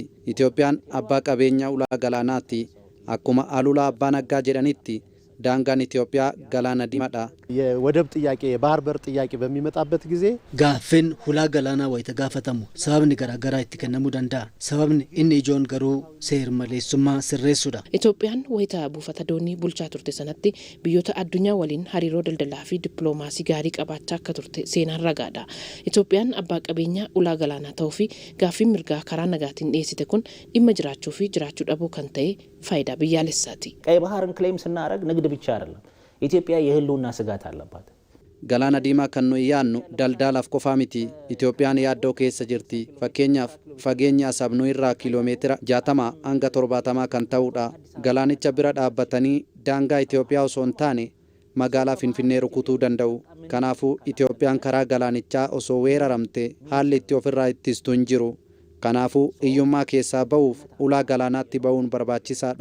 ጋፊን ኡላ ገላና ለሚሊን ብየቲ ገራገሩማ ቶኮ ማሌ ወሎና ከቅንዶማኒፍ ቶኩማን ከንፈልመን ዲማ ብዮለሳቲ ከዚህ በፊት ስለ ቀይ ባህር ማውራት በነገራችን ላይ ታቡ ነበር አይነሳም ኢሹም አይነሳም ነበር kana dura dhimmi ulaa galaanaa hin ka'u ture kana mootummaan ajandaa isaa ol kaasee akka biyyaalessaatti ajandaa guddaa taasisuun beekamtii guddaan kan kennamuufidha kanaafuu ajandaa kana itti fufsiisuu qabna qorqalbii hawaasaa si'oomsuu qabna akka mootummaan jedhutti karaa nagaatiin gaafii dhiyeeffachuudha kun salphaa ta'uu dhiisuu mala hawaasni dhimma kana irratti deeggarsa walirraa hin cinne mootummaaf taasisuu qaba gaaffiin ulaa galaanaa Itoophiyaa faayidaa dinagdeen alattis faayidaa waloo biyyoota ollaa waliin guddachuu kan mirkaneessudha አንድ ሀገር ሲጠቀም አንድ ሀገር የባህር በር ጥቅም በሚኖርበት ጊዜ ሌሎችም አገራት የሚጠቀሙበት ነው የሚሆነው ወይታ ብይ ቶኮ ሁላ ገላና ራ ፈየደሙ ቢዮን ቢሮንሌ ፈየደሙ ደንደው ፈከኛፍ ኢትዮጵያን ሁላ ገላና አርገት ጀቹን ጋፍሌ ሚሶመወን ቡራ ሁላ ገላና ወሊን ወል ቀበቴ ዱፉ kan deebisuudha waliigalteen idil addunyaas haqa qabeessummaa ragaa ba'u fakkeenyaaf seerri koonvenshinii dhimma galaanaa UN akka jedhutti biyyi tokko keessumaa warreen daangaan isaanii qarqara galaanaa ta'e daangaa isaa cufee hafuu hin qabu jedha kanaafuu gaaffii haqaa ta'uusaa kan mul'isuudha hanga seenaan Itoophiyaa ulaa galaanaarraa adda baafameen ilaalamnetti biyya walitti hidhamiinsa uumamaan qabdu gocha seer maleessaa sirreessuun gaaffiin dhiyeessaa jirtu fudhatama akka argatuu fi nageenya keessoo waaressuu fi tokkummaa jabeessuun barbaachisaadha. odeeffannoodhuma wal qabatuun gaaffiin ulaa galaanaa Itoophiyaa haqa qabeessa sababaa fi fayyadamummaa walirratti kan hundaa'e ta'uusaa jiraattonni magaalaa Samaraa dubbatanii dhimmi ulaa galaanaa Itoophiyaadhaaf seenaa fi walitti hidhamiinsa gadi fagoo akkasumas immoo faayidaa damdaneessaa ta'e akka qabus kaasanii jiru yaada isaanii obsaa hirphaa tokko nutti qindeesse. እንግዲህ መንግስት በሚያደርገው የባህር በር ዙሪያ በተመለከተ ማለት ነው የራሱን ድርሻ እየተወጣ ነው ብያለሁ አስባለሁ ኤጋ dhimma ulaa galaanaa ilaalchisuun mootummaan gahee isarraa eegamuu baachaa jira jedheen yaada hawaasni ammoo gama isaatiin dhimma kanarratti ejjennoo mataa isaa fudhachuun mootummaa cinaa dhaabachuu qaba jedheen amana ወስዶ ማለት ነው ከመንግስት ጎን መሆን እንዳለበት ብዬ ነው የማስበው ሁሉም ያ ባህር በር እኮ ይጠይቃል namni hundi gaaffii ulaa galaanaa mootummaa wajjin hiriiruun ni gaafata gaaffichis gaaffii murteessaadha kanaaf jalqaba gama dippiloomaasiitiin gaafata kunis biyya keessaa hanga biyya alaatti jechuudha መንግስታት በጋራ ተወያይቶ በዲፕሎማሲ መንገድ እንዲገኝ ያስፈልጋል mootummoonni waloon mari'achuun karaa dippiloomaasii ulaan galaanaa akka argamu gochuu barbaachisa ummata obboloota biyyoota lamaanii mariisisuu fi waloomaan mari'achuun tokkoomaan ulaan galaanaa ni argama jedheen amana ummanni as jiru isa achiif obbolaadha akkasuma inni achiis isa asiif obbolaa waan ta'aniif waloon mari'atanii ulaan galaanaa akka argamu gochuun dirqama jedhee yaada በጋራ መወያየት ግዴታ ነው ብዬ አስባለሁ Itoophiyaan dandeettii waraanaa cimaa horachuudhaaf qajeelfama teekinooloojiitiin of danda'u hordofaa jirti. Hojiin Itoophiyaan kabajamtuu fi sodaatamtuu uumuu bu'uurri isaa immoo waggoottan 17 darban kan eegalamedha. Biyyoonni adeemsa dandeettii waraanaa isaanii ijaaruu keessatti shira teekinooloojiitiif aarsaa kaffalaniiru. Kun akka hin taaneef immoo ministeera muummee Abiyyi Ahmed waggoota 17 dura maal jedhan har'aa maal irra jira kan jedhu wal qabsiisee Heeraan Silashii waan qindeessite qabdi yaadaawwan. ofitti amanamummaa qabu turan. Meeshaa waraanaa gurguddaa humna waraanaa hiriireen kan lafarraa humna bishaanirraa dabaluunis kan qilleensarraan mirgaan akka galan homaa shakkiin qaban ture. Haa ta'u malee kan ta'e faallaa isaati. Humna hundaa bakka turutti kana doche shira teeknooloojiiti. Biyyoonni birmadummaa biyya isaanii eeguuf akkasumas olaantummaa isaanii kabachiisuuf meeshaa waraanaa ammayyaa hidhachuun humna waraanaa isaaniis ni cimsatu. Teeknooloojii ammoo xiyyeeffannoo isaanii taasifatu. Haa ta'u malee furtuun isaa harka isaanii hin jiru. Waraanichi osoo hin eegalin goolabama. Maaliif akkamitti gaaffii jedhuuf deebiin hin jiru. Biyyoonni garuu of eeggannoon waan isaan irraa eegamu hundaa raawwachuu qabu. Itoophiyaan hoo daayirektara olaanaa isaa kan turanii fi ministeerri muummee ammaa Dr. Abiy Ahmed waggoota 17 dura maal jedhan? Warra hojjetan waliin dorgommii kan taasifnu malee bitanii warra fayyadaman waliin miti. Teeknooloojicha warra hojjetan waliin yoo hin dorgomin tooftaa lolaa dhaloota shanaffaa waliin taatoo dursaa ta'uu hin dandeenyu. Kanaaf dorgommichi kana ilaalcha keessa yoo hin galchin daandii dheeraa deemuu hin dandeenyu yaadni jedhu waan jiruuf qo'annoo fi babal'isuu qofa osoo hin taane dorgommicha itti yaaduun biyyoota ciccimoo jedhaman keessaa tokko ta'uu ni dandeenya. Ministeerri muummee Abiy Ahmed dorgommiin keenya warra teeknooloojicha kalaqan waliin yoo ta'u yoo hin qophaa'in wanti nuti qabnu sibiilummaa bira darbee faayidaa biraa kan hin qabnedha jedhan. Daayirektarri dargaggeessi kun adda waraanaatti qooma isaa rasaasaaf kennuun biyya isaa akkuma kabachiise kabajaa fi gootummaadhaallee kan isa yaachisudha. Ogeessi biyya isaa jaallatu kun abjuuf ogummaa isaa qooduuf of hin qusanne. Yeroos kanneen teeknooloojicha kalaqan furtuun isaas harka isaanii akka jiru yoo dubbatu Iraaqitti waan ta'es ni kaasa. እነዚህ ጋር ሲቀደም አሜሪካ የነበሩ የጦር መሳሪያዎች በአይቲ ሳይደገፉ ብቻቸውን ጉዝ እንዲሆን ያደረገ meeshaaleen waraanaa kunneen kana dura ICTdhaan osoo hin deeggaramin qofaa isaanii lubbuu kan hin qabne dhagaadha. Yeroo baay'ee waraanni biyyoota galoo galaanaa akka fakkeenyaatti ka'a. Waraana kanaan misaayiloonni farra waliigalaa xiyyaara Iraaq ta'an meeshaaleen waraanaa xiyyaara Ameerikaa qolachuu kan dadhabaniif sababa ICTdhaan waan naafataniifidha. Har'a Iraaq diigamtee meeshaalee waraanaa ammayyaa waraana qilleensarra qolatu warra dhihaarraa bitte akkasumas waraanni raadaarii yoo eegalu hojiin achumatti dhaabbate. Dhaabbileen warra dhihaa meeshicha gurguran siistama keessaan furtuu balleessuu yookaan kiil swiich dhoksanii turan. Humni qilleensaa fi ittisaa Iraaq osoo waraaniin faayidaan ala ta'e. Kun ammoo biyyattiin akkuma salphaatti humna qilleensaan akka leelamtu taasise. Injifannoonis kan warra teeknooloojii kalaqee ta'e. Akeekkachiisi daayirektara dargaggeessichaas hirkattummaan teeknooloojii akka kanaa balaan isaa guddaa ta'uudha kan akeeke.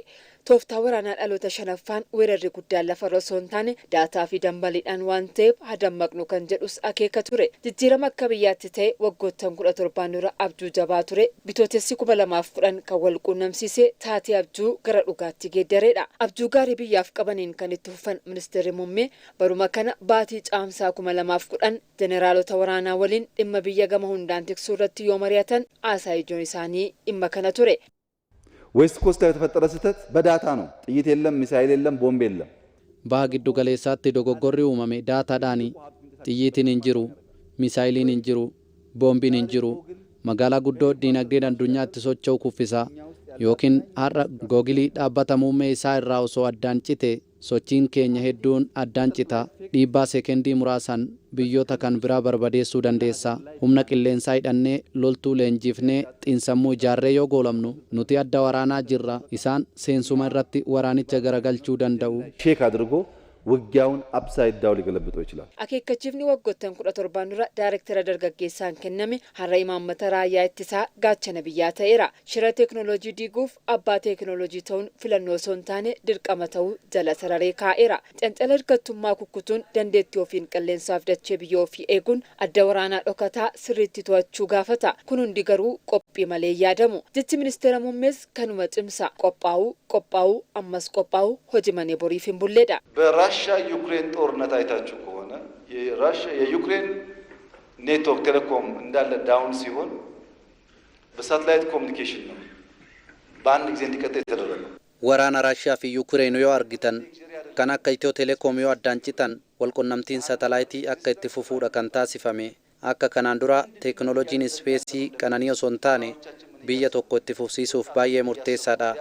Akka mootummaatti maal gochaa jirra? Hayyoonni keenya dargaggoonni diyaaspooraan hoo maal hojjechaa jiru? Calleefnee yoo dhiifne ijoolleen keenya rakkoo keessa seenu. Bu'uura kaa'uu qabna, qophaa'uu qabna, humna ittisaa cimaa nu barbaachisa. Addunyaan humna waraanaa ofii fooyyessuuf hojii cimaa hojjechuu irratti argamti. Sababni isaa diigamuu hin feenu. Humna waraanaa nageenya saayibarii fi ispeesiidhaan sochii gahaa taasisuu qabna. Qawwee qofaan hin ta'u, xiinsammuun qophaa'uu qabna. Sirna barnootaa keenyaan qophaa'uu qabna. Kana gochuu yoo hin danda'in rakkoon kaleessa ture dachaa hedduun boruu ni dabala. መዘጋጀት አለብን። በትምህርት ስርዓታችን መዘጋጀት አለብን። በአካባቢያችን ያን ማድረግ ካልቻል ትናንት አለ የምትሉት ችግርና መከራ በብዙ እጥፍ ነገ ይጨምራል። Abjuun ministeera muummee kaleessaa har'a dhimma biyyatti fufsiisuu doonii ce'umsaa ta'eera. Furtuun teeknooloojiis harka ormaa harkatti akka hin hafne diinni dirree waraanaatti eegame dhokatee dirree biraan akka hin seenne diroonis asumatti oomishuun to'annoo daataas attoota irraa fageessuun humna ofiif tattaaffiin cimaan taasifamaa jira. dhimma odeeffannoo filannootiin wal qabatanii yeroo ceenummoo jiraattonni magaalaa Asoosaa karaa appilikeeshinii dijitaalaa mircaa'ee jedhamuun filannoo waliigalaa 7ffaa irratti sagalee kennuudhaaf kaardii filannoo fudhataniiru. Guyyaa filannoos immoo dammaqinaan bahanii kan filatan ta'uu isaa dubbatanii jiru. Abaayyuu Kafanii. Itoophiyaan filannoo waliigalaa 7ffaa caamsaa 24 adeemsifti. Guyyichatti sagalee isaanii kennuuf lammiileenis guutuu biyyattiirraa kaardii filannoo fudhachuu irratti kan argaman. Lammiileen hedduun karaa dijitaalaa sagalee isaanii kennuuf appilikeeshinii mircaa'ees bilbila isaanii irratti buufataniiru. Buufataas jiru. Asaadiq Yaasiin fi Keeriyaa Abdallaa fa'i jiraattota magaalaa Asoosaa karaa appilikeeshinii dijitaalaa mircaa'ee filannoo waliigalaa 7ffaa irratti sagalee isaanii kennuuf kaardii filannoo fudhatanii qophaa'anii keessaayi. ያው ለቀጣይ 5 ዓመታት ሊመራን የሚችለውን መንግስት waggoota 5 itti aanu mootummaa biyya bulchu filachuuf appilikeeshinii boordiin filannoo qopheesse buufadhee guyyaa filannichaa eegaan jira. ቦታ አራት ፊለፊታችን ላይ caamsaa 24 fuuldura keenya jirutti filannoon biyyaalessaa fi naannoo ni adeemsifama. Guyyichattis filachuudhaaf kaardii baafadheera. Kaardii karaa onlaayiniin fudhadhee jira. Qophaa'een jira jechuudha. ምርጫ ቦርድ ባዘጋጀው አፕሊኬሽን ገብቼ አፕሊኬሽን ቦርድን filannoo biyyaalessaa qopheesse fayyadamee kaardii filannoo of harkaan gaadheera. ሰባተኛው የሀገራዊና ክልላዊ ምርጫ filannoo biyyoolessaa fi naannoo 7ffaa filachuuf galmaa'eera. Filannoon abdiin biyyaa kan itti murtaa'udha. Qaama nu haa bulchu jedhee yaadu filachuuf qophaa'eera. Jiraattonni magaalaa Asoosaa kunneen appilikeeshiniin filannoo dijitaalaa yeroo isaanii kan qusatu fi imala Itoophiyaa dijitaalaa 2030 kan dhugoomsu waan ta'eef barbaachisummaa appilikeeshinichaa ibsu. አብዛኛውን ወረፋ ሄዶ ቆሞ ከመውሰድ dabaree qabatanii aduu keessa dhaabbachaa oolurra manuma ofii ta'anii sagalee kennuuf nama dandeessisa. ጊዜ ቆጣቢ ነው አፕሊኬሽኑ የመውጣቱ አንደኛ ጊዜ ለሌለን ሰዎች yeroo namaa qusata namoota yeroo hin qabneef baay'ee murteessaadha jedheen yaada. Appilikeeshinii gaariidha. Manuma teessee mirga filachuutiin mirkaneeffatta. ጣቢያዎች ላይ ሄዶ ሰልፍ መቆም ወረፋ መያዝ buufataalee filannootti hiriira keessa dhaabbachaa ooluurra namoonni bilbila ismaartii qaban appilikeeshinii mircaa'ee buufachuun baay'ee filatamaadha. Biyya keenyaafis faayidaa qaba. Biyyi keenya guutumaan guututti gara dijitaalaayizeeshiniitti ce'aa jiraachuu agarsiisa. Jiraattonni magaalaa Asoosaa kunneen guyyaa filannichaattis dammaqinaan bahanii sagalee isaanii kan kennanii ta'uu dubbataniiru. Lammiileen biyyattii umuriin isaanii filannoof ga'e fi filachuu danda'anii martuus kaardii fudhachuunis haa ta'u karaa appilikeeshinii mircaa'ee mootummaa waggaa 5 ittaanuu isaan bulchu filachuuf asumarraa qophaa'uu akka qabanii hubachiisaniiru. Abbootiin amantaa nageenya lallabuun gahee ijaarsa biyyaa keessatti qaban cimsanii itti fufuu akka qaban gaafatame. Naannoo Amaaraa godina Gojjam lixaatti abbootiin amantaa mata duree nageenyaaf ni dhaabbanna goota misoomaas ni taana jedhuun aanaalee hundaa fi bulchiinsa magaalotaa irraa walitti kanneen babba'an haala nageenyaa irratti mari'ataniiru. Wasanii Amaaraa. Abbootiin amantaa garaagaraa marii kana irratti hirmaatan rakkoon nageenyaa hawaasa godinichaa rakkoowwan hawaasummaa garaagaraaf saaxiluu himanii nageenya mirkaneessuuf ammoo hunduu gahee isaa bahachuu akka qabu hubachiisanii jiru. የጸጥታው ጉዳይ በማህበረሰቡ ላይ በህዝቡም ላይ dhimmi nageenyaa hawaasaa fi uummata naannichaa irratti dhiibbaa guddaa uumeera. Nageenyi nama kamiifuu baay'ee barbaachisaadha. Nageenya kana deebisuudhaaf mootummaanis hawaasnis dhaabbileen amantaas gahee isaanii bahachuu qabu jedheen yaada. የራሳቸውን ሚና መጫወት ይጠበቅባቸዋል ብዬ አስባለሁ። የሰው ልጅ ለሆነ ሁሉ ilma namaa kamiifuu nageenyi barbaachisaa waan ta'eef namoota faallaa kanaan imalan gorsuun mootummaa waliin taanee dhaabsisuu fi deebisuu qabna. Amantaan hunduu nageenya lallaba kan jedhan abbootiin amantaa kunneen dhaabbileen amantaa hojii idilee isaanii kana cimsuun fi nageenya lallabuun humnoota nageenya hin barbaanne gorsuun akka barbaachisus eeranii jiru. Gama kanaan ga'ee isaanii kan bahatan ta'us dubbatanii jiru. ህዝባችን በአጠቃላይ በሃይማኖት ተቋማት እጅ ነው ያሉት። Hawaasni keenya harka dhaabbilee amantaa keessa jiru. Hawaasa hunda biratti dhaabbilee amantaa keessatti abbootiin amantaa dhagahamtummaa waan qabaniif iddoowwan dhaabbilee amantaa isaaniitti barbaachisummaa nageenyaa barsiisuu fi hubachiisuun ni barbaachisa.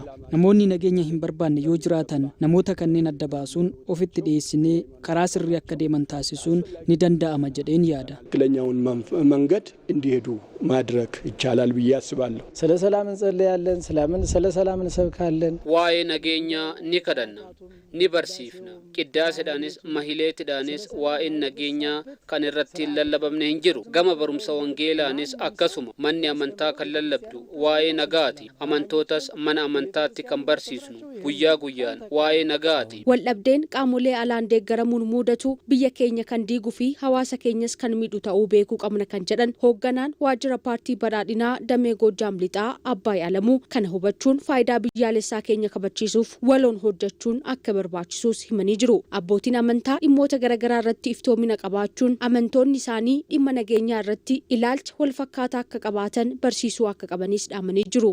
ለሰላም መስፈን ለህዝቦች አንድነት ለህዝቦች መስማማት ነጋ ዋሬሱፍ tokkummaa lammiilee fi waliigaltee lammiileef akka biyyaatti abbootiin aarsaa kafalaniiru. Kana barsiisuuf namoonni asitti walitti qabamne kun cimuu qabna. Cimuudhaaf ammoo yeroon mijataa kana olii ni jiraata jedhee hin yaadu. Itoophiyaa waraana hin mallee fi olola hawaasa ishee walitti buusuu irraa eeguuf barnoota nageenyaa kana barsiisuu qabna. Kanneen faayidaa biyyaalessaa dabarsanii laatan walooma lammiilee Itoophiyaa irratti qormaata ta'an fageessuu qabna kan jedhu irratti abbummaan hojjechuu qabna. Tokkummaa biyya keenyaa fi faayidaa biyyaalessaa biyya keenyaaf tokkummaan dhaabbachuu qabna. ለሀገራችን አንድነት ለሀገራችን ብሔራዊ ጥቅም በጋራ መቆም አለብን። Naannoo Amaaraatti mariin qaamolee hawaasaa garaagaraa hirmaachisuun mata duree nageenyaaf ni dhaabbanna goota misoomaa ni taana jedhuun taa'amaa jiru cimeetti fufee jira. Konferensiin qooda dhaabbileen miidiyaa ijaarsa biyyaa keessatti qaban irratti xiyyeeffatee magaalaa Finfinneetti gaggeeffameera. Daayirekteerri abbaa taayitaa miidiyaalee Itoophiyaa Hayimaanoot Zallaqee sagantichi qooda miidiyaaleen faayidaa biyyaalessaa keessatti qaban eegsisuu irratti kan xiyyeeffatee fi akkasumas hariiroo waloo isaan irratti kan xiyyeeffate ta'uu ibsaniiru. Mangistuu akkuma hordofee akka taanutti dhiyeessa. Dhaabbileen miidiyaa ijaarsa biyyaa fi dhimmoota ijoo birmadummaa biyyattii mirkaneessan irratti xiyyeeffannoon hojjechuu akka qaban abbaan taayitaa miidiyaalee Itoophiyaa beeksise. Abbaan taayitichaa konferensii dhaabbilee miidiyaa biyyattii fi qooda fudhattoota hirmaachise magaalaa Finfinneetti gaggeesseera. Daayirekteerri olaantuun abbaa taayitaa miidiyaalee Itoophiyaa Hayimaanoot Zallaqaa abbaan taayitichaa miidiyaaleen birmadummaa biyyaa kabachiisuu fi faayidaa biyyaalessaa eegsisuu irratti hojiin to'annoo fi hordoffii taasifamaa jira jedhan. ወደ 310 ሚዲያዎች አሉ ኢትዮጵያ ውስጥ አጠቃላይ እንደ ሀገር ተመዝግበው ፈቃድ ወስደው እየሰሩ ያሉ ኢትዮጵያ ኬሳ ሚዲያሌ ዲበሰዲፍ ቁደሪፍ ኦል እየማ አርገተኒ ሆጀታ ጅረንቱ ጅሩ ኢሳን ሚዲያሌ ኡመታ ሚዲያሌ ደልደላፊ ሚዲያሌ ሐዋሱማ ከናመቱዳ ሚዲያሌ ብያ አላስ ጅሩ ከናፍ አባን ታይታ ሚዲያሌ ኢትዮጵያ ሚዲያሌ ከኔን ኒዴገራ ኒቶአተሲ sagantaan qophaa'es faayidaa biyyoolessaa irratti faayidaa biyyoolessaa mirkaneessuuf qooda miidiyaalee irratti hubannoo wal jijjiiruudha. እዚህ ረገድ ያሉበት ቁመና ምንድነው የሚለውን አይተናል። ጎርሳን ሞታ ዋሱማ ሚኒስትር ሞሜ ዳቆን ዳንኤል ክብራት ሚዲያለን ፋይዳ biyyoolessaa mirkaneessuu irratti xiyyeeffannoo laanaadhaan hojjechuu qabu jedhan. የሰው ልጅ ሚዲያን የፈጠረው ሀሳቡን ለመግለጽ ብቻ አይደለም ተቋማትን ለመገንባት ጭምር ነው። ilmi namaa miidiyaa kan kalaqe yaada ittiin ibsachuu qofaaf miti. Dhaabbilee ijaaruullee waan dabalatuuf miidiyaan biyya diiguu fi ijaaruufis qooda guddaa qaba. Kanaaf dhimmichi xiyyeeffannoo barbaada. ሊትሬቸር ሪቪው ሳያስፈልገን በዘመናችን ያሉትን በሙሉ የምናየው mana maree bakka bu'oota uummataatti durataan koree dhaabbii dhimmoota humna namaa bobbii hojii fi teekinooloojii Dr. Nagarii Leencoo miidiyaaleen dhimma faayidaa fi birmadummaa biyyaa irratti hawaasaa fi hubannoo uumuu qabu jedhan. Dhaabbileen miidiyaa waa'ee dantaa biyyaa sirriitti adda baasuudha. Dantaa biyyaa eega beekee booda dantaa biyyaa sana immoo ajandaa godhachuu ture jiraata jechuudha. Kanaaf ga'een miidiyaa dantaa biyyaa beekuurraa adda baafachuurraa ka'a. Karaa kan biraatiin immoo uummanni hundi keenya iyyuu dantaa biyya keenya eegsisuu yookiis naashinaal intirestii biyya keenya eegsisuu kan dandeenyu beekuu qabu waan ta'eef miidiyaa isa kamtuu dhimma dantaa biyyaa irratti xiyyeeffatee hojjeta. Biyya dantaa biyyaa gaafa jennu nageenya biyya keenya eeguun illee dantaa biyyaati. Nageenya uummata keenya jireenyi uummata keenya akka fooyya'u gochuun jireenyi uummata keenya fooyyee uummanni keenya biyyi keenya kabaja akka argatu gochuuf immoo maal nu barbaachisa jedhu beekuun barbaachisaadha. Miidiyaaleen dhimmoota faayidaa biyyoolessaa fi birmadummaa biyyattii eegsisan irratti xiyyeeffachuun hojjechuu akka qabanis kallattiin kaa'ameera.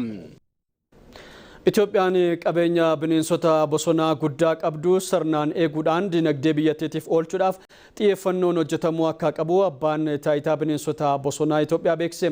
Itoophiyaan seenaa bara dheeraa eegumsa bineensota bosonaa qabaachuun kan beekamudha. Abbaan taayitaa eegumsa bineensota bosonaa Itoophiyaa immoo hundeeffama waggaa 60ffaa fi guyyaa lubbuu qabeeyyii bosonaa addunyaa ilaalchisuudhaan waggoottan 60 lubbuu qabeeyyii Itoophiyaatiif mata duree jedhuun kabajeeti kan jiru Saxxoota Shoomata hordofe. Dhaabbanni eegumsa bineensota bosonaa Itoophiyaa hundeeffama isaarraa eegalee eegumsa bineensotaa fi lubbuu qabeeyyii irratti hojiiwwan gurguddaa hojjetaa tureera. Itoophiyaa keessaa iddoowwan eegumsa bineensotaa fi lubbuu qabeeyyii hedduutu jira. Bineensa bosonaa faana qabatee baay'een isaanii akka hin mancaane akka hin banne amma danda'amutti kunuunsi gahaan akka isaaniif godhamu akkaataa kanaatiin hojiin gurguddaan hojjetameera. Waliigalaa egaa hanga ammaatti qo'annootiin akka adda ba'etti gara akaakuu adda addaa bineensa bosonaa faana ol qabatee 1,700 oolan kan ta'an hin jiru. Isaan eegumsa akka argatan akka hin mancaane godhameera. Biqiltuu faanas gara 6,000 ol akaakuu adda addaati jira. Kun hundaa walitti qabamee egaa naannoo eegumsa naannoo irratti gahee guddaa taphateera jechaadha waajirri kun. Itoophiyaan biyya argama bineensota bosonaa biyya biraatti hin argamne kan akka Niyaala fi Jeedala Diimtuu qabaachuun ishee kan beekamudha. Qabeenya guddaa madda turizimii ta'uun sharafa alaa argamsiisuu fi carraa hojii guddaa uumuu kanarraa sirnaan fayyadamuuf xiyyeeffannaan hojjetamuu akka qabu ni dubbatama. የብሔራዊ ፓርኮች የዱር እንስሳት መጠለያዎችና የማህበረሰብ አቀፍ ጥብቅ አካባቢዎች ማቋቋም Parkiiwwan biyyaalessaa iddoowwan da'oo bineensotaa fi naannoon eegumsa hawaasaa hojjetamuun eegumsa bineensota bosonaa qofaaf osoo hin taane turizimii biyyattii fi qorannoo saayinsawaaf carraa bal'aa banuu danda'eera. Yeroo ammaa gama kanaan carraan gurguddaa banamaa jira. Turistoonni guutuu addunyaarraa dhufan haala uumamaa lafaa bineensotaa fi kanneen biroo akka daawwatan carraa baneera. Turizimiin qabeenya uumamaa irratti xiyyeeffate kan akka bineensota bosonaa iddoowwan adda addaatti ni argamu. Kun ammoo sharafa alaa argamsiisuun Itoophiyaan bakka ga'umsa turizimii akka taatu jiraattota naannoof madda carraa hojii guddaa ta'uu danda'eera. Kanaaf qabeenya kana eeguun dirqama qaama maraati. Bineensotaa fi lubbuu qabeeyyii faayidaa gama hedduu biyyattiif qabu kana kunuunsuu keessatti qoodni hawaasa naannoo murteessaa ta'uudha kan himame. Qabeenya lafarra jiru fayyadamuu faana waan ol qabatu baay'insa uummata faanas waan ol qabachaa deemu waansa garuu kan egaa uummata hirmaachisuutiin uummata immoo adda dureetiin abbaa qabeenyichaa gochuutiin hubannoo qaama hundaa immoo fooyyessuutiin akkaataa kanaatiin rakkoo kana egaa dandamachuuf amma danda'amu dhiibbaa guddaa akkan finneef egaa akkaataa kanaan yaalamaa jira jechaadha. Abbaan taayitaa eegumsa bineensota bosonaa Itoophiyaa hundeeffama waggaa 60ffaa fi guyyaa lubbuu qabeeyyii bosonaa addunyaa ilaalchisuun waggoottan 60 lubbuu qabeeyyii Itoophiyaaf mata duree jedhuun bakka hoggansi olaanaan ambaasaaddoroonni biyyoota garaagaraa fi hayyoonni damichaa argametti kabajeera. Piroojektonni rakkoo hawaasaa horsiisee bulaa furuudhaaf bocamanii hojiirra oolan bu'aa qabatamaa argamsiisaa jiraachuun isaanii ibsame. Tajaajilli liqii fi bu'uuraaleen misoomaa horsiisee bulaadhaaf oolan hojiilee xiyyeeffannaadhaan irratti hojjetaman keessaa isaan ijoo ta'uunis ibsameera. Piroojeektiin Diraayiv Itoophiyaa jedhamu kan bara 2022 hojii eegalees fayyadamummaa hawaasaa horsiisee bulaa mirkaneessuu keessatti shoora olaanaa kan baatudha jedhameera. Seenaa Sangirmaa. Itoophiyaan biyyoota baay'ina qabeenya beeladaan beekaman keessaa ishee tokkodha.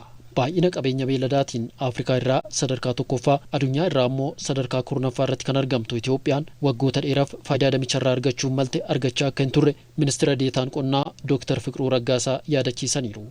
Lafaatiin illee lafa guddaa harka parsantaa 60 qabatee kan jirudha. Qabeenyi beeladaa guddaan bakka kanarratti jira. Keessumaayyuu loon gara parsantii 25, reettiin gara parsantii 60, hoolaan gara parsantii 40, gaalli immoo guutumaa guutuutti dhibbatti bakka kanarratti kan horsiifamudha. Sababoota Itoophiyaan damicha irraa hamma fayyadamuu qabdu akka hin fayyadamne taasisan keessaa xiyyeeffannaan akka biyyaatti hawaasa horsiisee bulaaf akkasumas misooma beeladaaf kenname gadi aanaa ta'uun isaan ijoodha. Xiyyeeffannaa waggoota dhiyooas hawaasa horsiisee bulaaf kennameen garuu bu'aa gaariin galmaa akka jiru Fiqiruu Raggaasaa ibsaniiru. Oromiyaa keessatti gara Booranaa yoo deemne mankuusa nyaata beeladaa, gara Oomoo yoo deemne akkasuma mankuusa nyaata beeladaa, Somaalee keessattis Affaar keessattis bakka horsiisee bulaan jirutti kun haala addaatiin amma kanatti deemamaa jirudha jechuudha. Laaboraatooriiwwan adda addaa naannoo horsiisee bulaa keessatti haaraadhaan istaandaardiin isaaniillee kan ol ka'e meeshaalee adda addaaf riijantii adda addaa ogeessa akka isaan qabatu taasifame laaboraatooriin naannoo Oomootti Jinkaatti ijaaramee jira. Oromiyaa keessatti naannoo Yaabellootti laaboraatooriin ijaaramaa jira. Affaar keessatti illee gara laaboraatoorii 2-3tu ijaaramee jira. Somaalee keessatti illee akkasii moobaayil veterinarii kiliinik kan jedhamu yaalii beeladaa kiliinika beeladaa konkolaataa irratti kan fe'amee deemu kallacha loon deemtutti faana deemee talaallii tajaajila fayyaa kan kennuuf illee akkasumatti dhiyaachaa jira jechuudha. Kunis waggaa 5 dura konkolaataa tokkotu bitamee jira ture akkuma Itoophiyaatti jechuudha.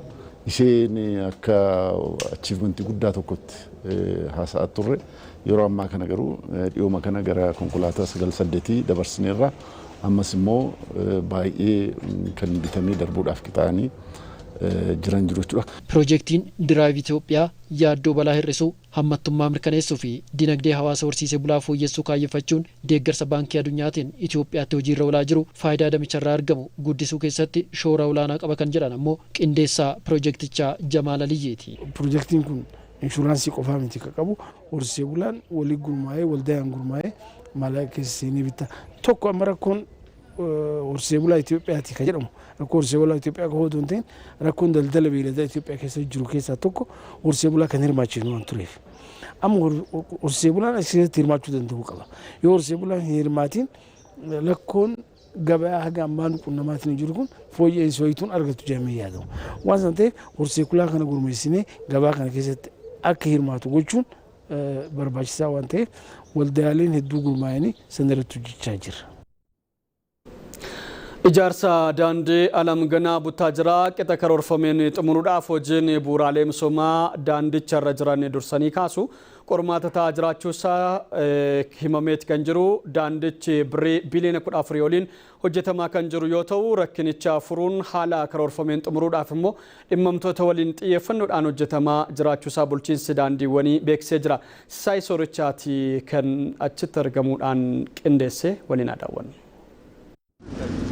Alamganaadhaa hanga magaalaa Buttaajiraatti daandiin tajaajila kennaa ture dulloomuudhaan garmalee manca'uu hordofee piroojeektiin daandicha bifa haarawaadhaan hojjechuu erga jalqabamee ji'oota lakkoofseera. Ijaarsi daandii kanaatis kan kanaan duraa irraa bifa fooyyee qabuun hojjetamaa akka jiru hubachiise bulchiinsi daandiiwwan Itoophiyaa. Keessattuu bal'innii fi qulqullinni sadarkaa ijaarsa daandii kanaa sochii tiraafikaa giddugaleessa kan taasifatee hojjetamaa jiru ta'uu bulchiinsa daanዲiwwan Itoophiyaatti maandisni ፕሮጀክቲቻ ቢላል ከድር ይብሰኒሩ የመንገዱ ስፋት በዞንና በወረዳ ከተሞች አጠቃላይ የ21 ሜትር ስፋት ኖሮት bal'inni daandii kana magaalota godinaa fi aanaalee keessatti waliigalaan meetira 21 yoo ta'u bitaa fi mirgaan meetira 7 konkolaataaf kan adda qoodu meetira 1 bitaa fi mirga meetira 3 daandii lafoo ni qabaata. Baadiyaatti immoo waliigalaan bal'ina meetira 13.5 ni qabaata. አጠቃላይ ወጪ ወደ 14 ቢሊዮን 67 ሚሊዮን አካባቢ ነው። Hojiin piroojeektii kanaatis ji'oottan 8 gidduutti magaala Buttaajiraa irraa eegalee Alamganaatti kan eegalame yommuu ta'u magaalattii keessatti raawwii fooyya'aa irra akka jiru maandisni piroojeektichaa Injiinar Saamsoom Tashoomaa ibsaniiru. Haa ta'u malee hojiilee amma hojjetamaa jiraniif qormaataaleen daangaa kabachiisuu fi bu'uuraalee misoomaa biroo wal simsiisuu akka jiru siman. በአጭር ጊዜ ውስጥ የቡታጅራ ከተማ 2.1 ኪሎ ሜትር በአንድ ወር ጊዜ ውስጥ አስፋልት አድርሰናል። yeroo gabaabaatti hojii kiiloomeetira 2.1 magaalaa Buttaajiraa keessatti hojjetamuu asfaaltii isaa hojjenneerra. Amma ammoo boqonnaa lammaffaadhaan magaalaa keessaa ba'uun baadiyyaatti toora tokkoon hojii bu'uuraa hojjechaa jirra. Hojiin amma haala gaariin deemaa jira. Garuu amma kan hojjechaa jirru toora tokko qofaani. Toora mirgaanis hojjechuuf sararri teelee fi humna elektirikaa yeroodhaan ka'uu dhabuun qormaata guddaadha. Hojii garasii amma hojjechuu hin dandeenye. ፋይበር በቴሌ በፋይበር ቀበራ በተደረገ ሁኔታ አሁን ኤልኤችኤሱን ስራ መስራት አንችል። Rakkoolee piroojeekticha mudatan irraa jalaa fuudhaaf tattaaffiin taasifamaa jiraachuu bulchiinsi daandiiwwan Itoophiyaa ifoomseera. መንገዱ ከሚያልፍባቸው ሁሉም የአካባቢ መስተዳደር ጋር ጥሩ በሚባል naannawa daandiin kun keessa darbu hooggansa jiru waliin haala gaarii jedhamuun hojjechaa jirra. Sanaan dabalata dhaabbilee tajaajila kennan keessattuu kan akka teelee fi humna elektirikaa faa waliin akka misoomaalee bu'uuraa isaanii kaasaniif tattaaffii taasisaa jirra. Haala amma jiruun hojii guutuu hojjechuuf waan rakkisuuf irra deddeebiidhaan yaalaa jirra. Qaamolee furmaata kennuu danda'an waliin mari'achaa jirra. Daandiin hojjetamaa jiru kunis waliigalaan kiiloomeetira 132.7 kan dheeratu yommuu ta'u piroojeektichi waggoota 4 keessatti akka xumuramutu eegama.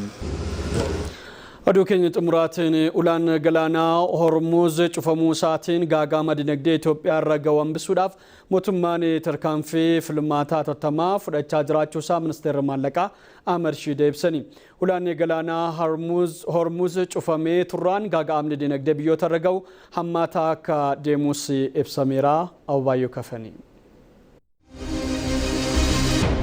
US Ameerikaa fi Israa'el gama tokko godhanii Iraan ammoo gama kaaniin wal waraanaa jiraachuu isaaniin gamni lachuu gaagama namoomaa fi mancaatii qabeenyaa walirraan gaati kan jiran. Waraanicha hordofuun ammarratti Iraan hulaa Hormuzii daldalli gaazii boba'aa idil addunyaa 120 irratti raawwatamuu cufteerti. Galoo galaanaa Omaanii fi galoo galaanaa Faaris jidduutti kan argamu hulaan Hormuz akka dogongoruu dugdaa daldalaa fi dinagdee idil addunyaatti kan lakkaa'amu. Hulichi cufame jechuun akkuma qoonqoo kokkeetti qabamteeti. Ammarratti Iraan hulicha cufuu hordofees gatiin boba'aa guutuu addunyaatti garmalee qaala'eera. Hulichi kiiloomeetira 33 qofa dheeratus hammi sirna hargansuu siyaasaa fi hawaas dinagdee biyyoota gaaga'uu isaa daran olaanaadha. Hulichi itti fufiinsaan cufamee turraan biyyoota hedduutti gaagaamni geessisuu hamma himamuun oli. Gaaziin boba'aa guutuu addunyaatti geejjibsiifamuu 120 yookaan ji'atti dooniiwwan gurguddoon boba'aa baatan 3,000 olii hulaa kana keessanii kan darban. Biyyoonni galoo galaanaa oomisha gaazii boba'aan beekaman akka Saawudii Arabiyaa, UAE fi Kaatar, Iraaq fi Kuweetii gaazii boba'aa isaanii gabaa idil addunyaaf karri guddichi ittiin dhiyeessanii hulaadhuma Hormuzii kana. Kanaafuu Iraan